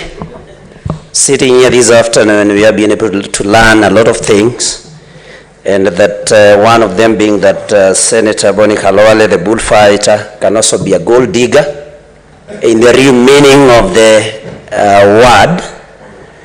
And we have also, no, he said that he joined one Fazul's brother to those yards. And he has also been able to let us know that secretly he admires Senator Tabitha Karanja. I hope he only admires her business acumen. Mr. Speaker, having said that, allow me to support this natural resources benefit sharing bill because, Mr. Speaker, some of the things that are happening in our counties, especially regarding some foreign-owned companies that are doing business in our counties, Mr. Speaker. In my county of Murang'a, for example, we have Kakuzi Limited, which is a well-known company, Mr. Speaker, and which has been able to actually visit a lot of injustices, historical injustices to our people in Murang'a, Mr. Speaker. A company which, though domiciled in Murang'a County, and though benefiting from the hospitality of our people in Murang'a, Mr. Speaker, remains very hostile to our people. That sometimes they cannot even allow a footpath across some of the areas, Mr. Speaker, making the residents to cover long distances trying to avoid anything Kakuzi, Mr. Speaker. And this is something that should not be allowed to continue happening in this day and age, Mr. Speaker. You go to Kakuzi once again, and I have nothing against Kakuzi, Mr. Speaker. It's an investor, and we really want to encourage foreign investors. But, Mr. Speaker, most of the land that they are occupying is not being used for any productive use, Mr. Speaker. That in the background of a county where we have very many landless people, people who are very hardworking, but people who do not have land where they can farm and maybe, Mr. Speaker, make their daily bread. This is something that should not be allowed to continue happening, Mr. Speaker. I am not here to prosecute Kakuzi, but I'm here to support this motion because Kakuzi benefits from our natural resource, that resource, and that is land. In the thousands of acres, Mr. Speaker, and most of the land, like I've said, is not in any use. What they have done is that they have come, gone along major roads, Mr. Speaker, grown some trees so that no one is able to see what happens. The vast parcels of land, the vast land lying in there are not being used, Mr. Speaker. And this is something that should be looked into. When we talk about benefit sharing, and I'm glad that Senator Mungatana brought this bill, Mr. Speaker. You know, recently we went to South Sudan for East African Games, Mr. Speaker, and we got to understand that in that country, no foreigner will be allowed to own a company that does not have a local shareholding, Mr. Speaker. And I think although there are many things that we may not like about Southern Sudan, especially their voodoo law, where it is their word against you as if you are a foreigner, but I think this is something that we can borrow. That for anyone, those companies, Kakuzi, Del Monte, those big companies, those that operate farms, tea farms in Kericho and other counties, Mr. Speaker, that they should cede some shares to the locals, county government, locals, so that they can also benefit from these vast natural resources, Mr. Speaker. And so I think that is something that we should consider, that any foreign investor, though they hide under the excuse that they are creating employment, yes, which they do, but their benefits far much outweigh the exploitation that they do to our people. And so this benefit sharing, Mr. Speaker, should be something that we should institutionalize, something that we should legislate on, so that our people stop being exploited by these companies, Mr. Speaker. The other thing, while talking about Kakuzi, and in my county I have two big investors, Mr. Speaker. We have Del Monte and we have Kakuzi. I may not have very many problems with Del Monte because most of the land that they have is under use and they are employing very many people. And Del Monte ceded some land recently to our county. My major fight is with Kakuzi, Mr. Speaker. Large tracts of land, and I know I'm repeating this, unused, unutilized. Hostility to the locals, Mr. Speaker. There is one particular society that was called Mwambu Farmers Society. A group of poor people that had some land somewhere in the middle of the farms that are owned by Kakuzi and who were forced to move to a place called Dagira, Mr. Speaker. And the agreement then, back in 1988, was that they be compensated for the school that they had built, the cattle dip, churches, and those public amenities and facilities, Mr. Speaker, which Kakuzi has never done, and which Kakuzi should be forced to do, should be made to do. And Mr. Speaker, when this compensation is being made, it should be in what we call net present value. The value, because the value of $1 million in 1988, Mr. Speaker, was much, much higher. And that is why we should, the people of Mwambo, the people of Dangira, should be compensated using the net present value or the present value of money as of today, Mr. Speaker, because that is an injustice. We have pupils. Currently, you know that in our schools, in every other country, in every other part of the country, Mr. Speaker, we have problems with infrastructure because of junior secondary school that has been domiciled in primary schools. We would need this money so that the Angera Primary School, Mr. Speaker, the amount that was supposed to be paid by Kakuzi to them, it may be utilized, Mr. Speaker, to put up the necessary infrastructure in that particular school. And other places also, we have a Chanjiro Farmers Cooperative, Mr. Speaker, also neighboring Kakuzi, where these historical injustices have been visited on our people. And so I stand to support that the benefits accruing from exploitation of natural resources in our counties should be shared with the locals. And Mr. Speaker, with those very many remarks, and I have nothing against Kakuzi, Mr. Speaker, I beg to support that bill, that natural resources should be shared, even as I prepare to bring also a motion or a bill here about a Nairobi Water Company, Mr. Speaker, which gets water from Murang'a County, Dakaine, for free, but they sell it. That is also something that we must deal with. They cannot get things, a resource like that for free from Murang'a, and our people of Murang'a still don't have enough water for drinking and also irrigation, Mr. Speaker. And these are things that we think we should include in this bill. So, Mr. Speaker, I support, even as I call upon the companies to be fair to the communities that have hosted them. So, Mr. Speaker, I support that bill, and thank you very much for that opportunity. Thank you, Senator. The last speaker, Senator Murgo.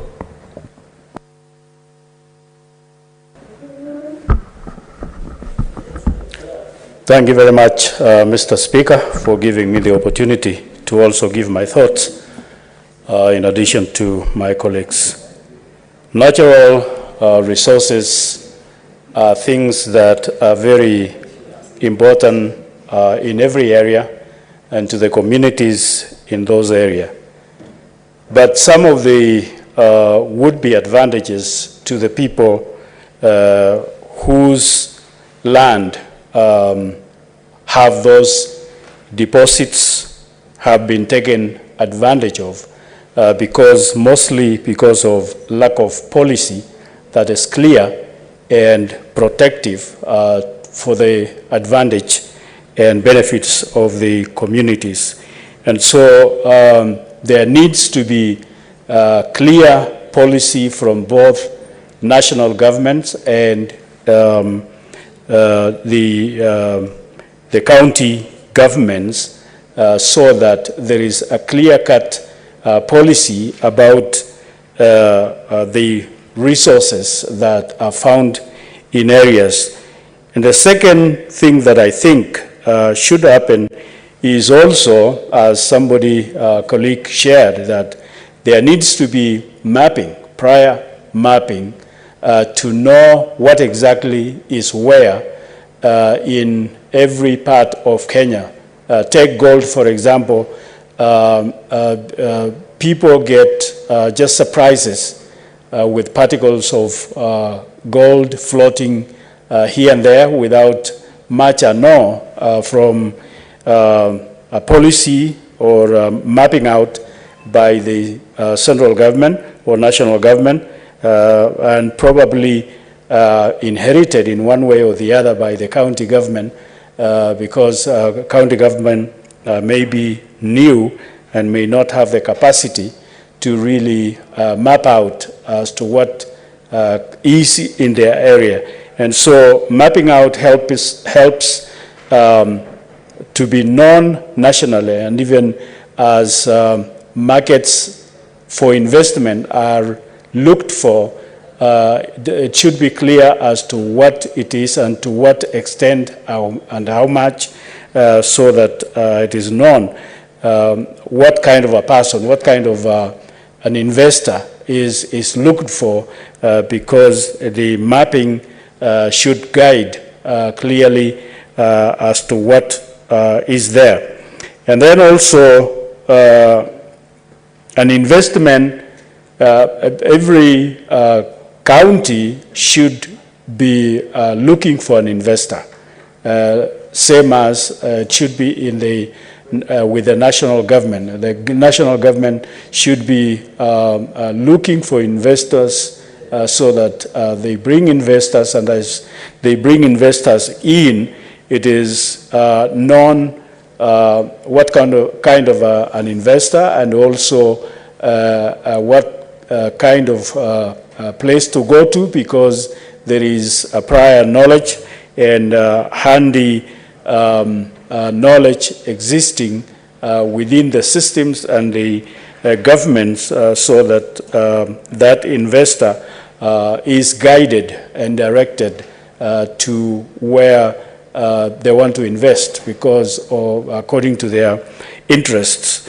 And even with that, as somebody and some concerns have been shared about advantage taking, when there is no clear policy and there is no guidance, clear guidance as to what is the right of the locals, what is the right of levels of governments and so on, you will find that an investor will take advantage of locals because locals are not aware. Take, for example, my community, Pokot. If an investor comes, Pokots do not know how much deposits of gold or any other mineral is in their land. And so an investor will come in and probably invest, and because of the knowledge that he knows and she knows, or they know that the community is not aware, the community is not adequately knowledgeable about deposits and so on, such an investor will take advantage of the communities. I give, for example, Simba Cement, which is now beginning a factory in West Pokot, but I'm not seeing any sign of schools built around it, hospitals built around it, roads made in the area, because those were the concerns and priorities of the locals. But with an investor that came probably without much public awareness and public participation, advantage is taking of advantage is looming because the company is probably aware that the community is not really knowledgeable about what is there and the commitments that should have been made prior to making investments. And then also marketing will be another issue because if a natural resource is in a place and without the people knowing where it is going to or what kind of a market and what kind of an investor that is interested to invest and take into the market, you will find that a community may be taken advantage of very largely because they do not know how much this person is going to sell for, and therefore they are taken advantage with low prices, and yet these people or this person is going to make a huge profit taking advantage of communities where this mineral or natural resource is coming from. And therefore, what I am actually appealing to is the governments to stand on behalf of the communities and make the communities protected and also make them be part of the process of knowing what is theirs and how much benefit that they will get. I support. Thank you. Thank you, Senator. Senator Tabitha Karanja.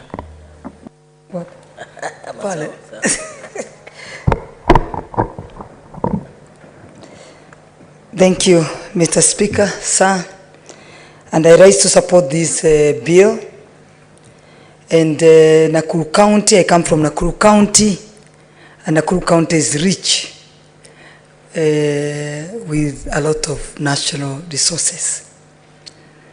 But what Senator Boni Arwari has said, it is true, it is like a curse to have a natural resource around your area. And this one I talk when I remember the Mount Longonot, where I know most of you, most of our senators, honorable senators, you've grown to climb Mount Longonot, especially when you are a lot of stress and you want to get rid of your stresses. That is the best place to go. I was just born just few kilometers from Mount Longonot. And it's a sad story because we were raised up there. It's about 5-acre piece of land, and we used to harvest our food from those 5 acres of land, get educated, and become who we are today. But today it's sad because they can't even feed themselves. Because the animals around that Mount Longonot, they leave the park and they get to the farmers they get to the shambas of our farmers. They eat their crops and they even kill them. The sad part is the national government collects over 1 billion Kenya shillings just at the gate. The entry at the gate, they collect over 1 billion. If you look at the constitution, we are supposed to be, the county government, Nakuru county government is supposed to be given 25% of that 1 billion Kenya shillings. But today, people are crying, they don't get that, and that is enough money even to refence the fence, because why the animal live is because there is no fence. Go to Lake Nakuru, the same story. If I'm sure all of you visited again Lake Nakuru. It's a very beautiful place. But the people living around it, they don't enjoy it because the water, when there is no control of the overflow of that water.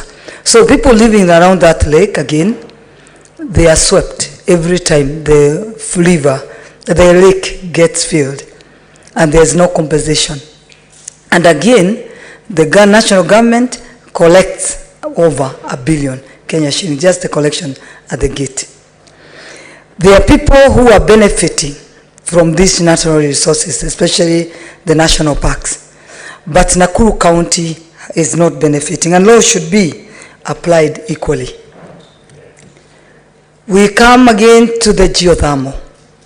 If you do the research, you'll see 50% of the power used in this country comes from Nakuru County. That is the geothermal. 50% of the power. But even the employment, our people cannot get employment from the geothermal. The national government collects over 3.750 billion every year. If you look at that, you'll see if it's 25%, how much money is supposed to be left at the Nakuru County. But sad now is that if you look at the Natural Resource Benefit Sharing Bill 2020, it does not include geothermal as part of the natural resources to be benefit under the bill.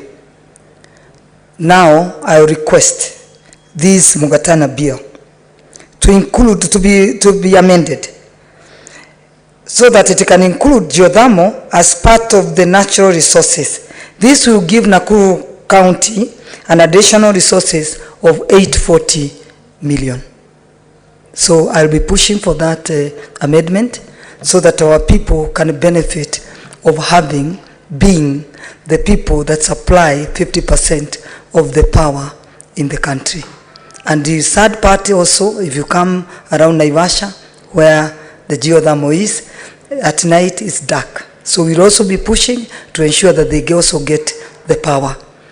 And even lowering the power. When we talk of lowering the power, Nakuru County should be one of the counties in the country that should benefit from the lowest power because they generate that natural resource. And adding to what Dr. Arwari, Senator Arwari has said, being the deputy majority leader of this house, it's also sad to see that it's come to the side of the minority side, they are not in the house. Some of us just came the other day in this house. It's our first time to be in this house. And we enjoy to see people like Akina Urengos, the way the house was vibrant. Today, if you look at it, it is one-sided. So as being the deputy majority leader, I urge our minority side to come to the house, we sit and agree, because the people outside there are watching us and they can see the other side is all empty and they were elected by the Kenyans. So the people who represent, they are saying, where are these people? I'll push and see what is not happening, because what is happening now, I think that vibrant, whatever people like us came to this house hoping to get, and we were always inspired to come into this house so that we also share and contribute, like the way we could see senators like Orengos were doing to this country, and we thought would come and join hands together, all of us, so that we can push this country to the next level. So there were differences, we will not add, it will only spoil for the people outside this house who are watching and looking at us. Even the international world is watching and looking at this house. This is an upper house where everybody depend and who have hope, a lot of hope into this house on the legislation of laws to ensure that we bring the cost of living down, because we are the ones to support the current government to ensure that the lowering of the cost of living is lowered by the laws that we registered in this house. Thank you, Mr. Speaker, sir. I support the bill. Asante. Thank you, Senator. Mr. Speaker, point of order. What is your point of order, Senator Gloria? Mr. Speaker, under our standing order 41 on the issue of quorum, if at any time in the course of proceedings of the Senate, Mr. Speaker, we don't have quorum,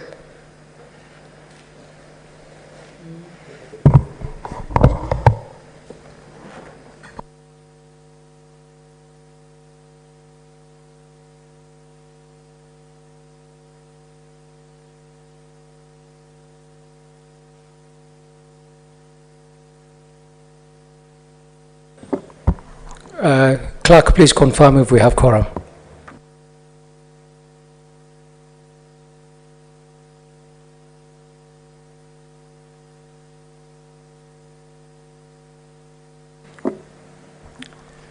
Clerk, I direct you ring the bell for 10 minutes.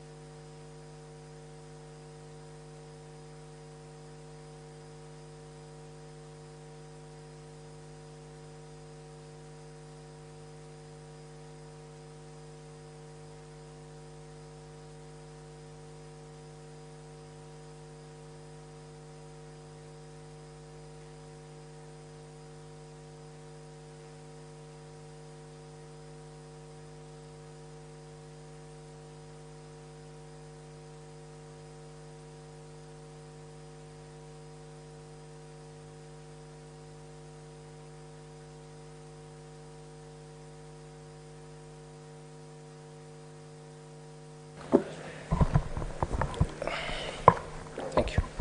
Honorable Senators.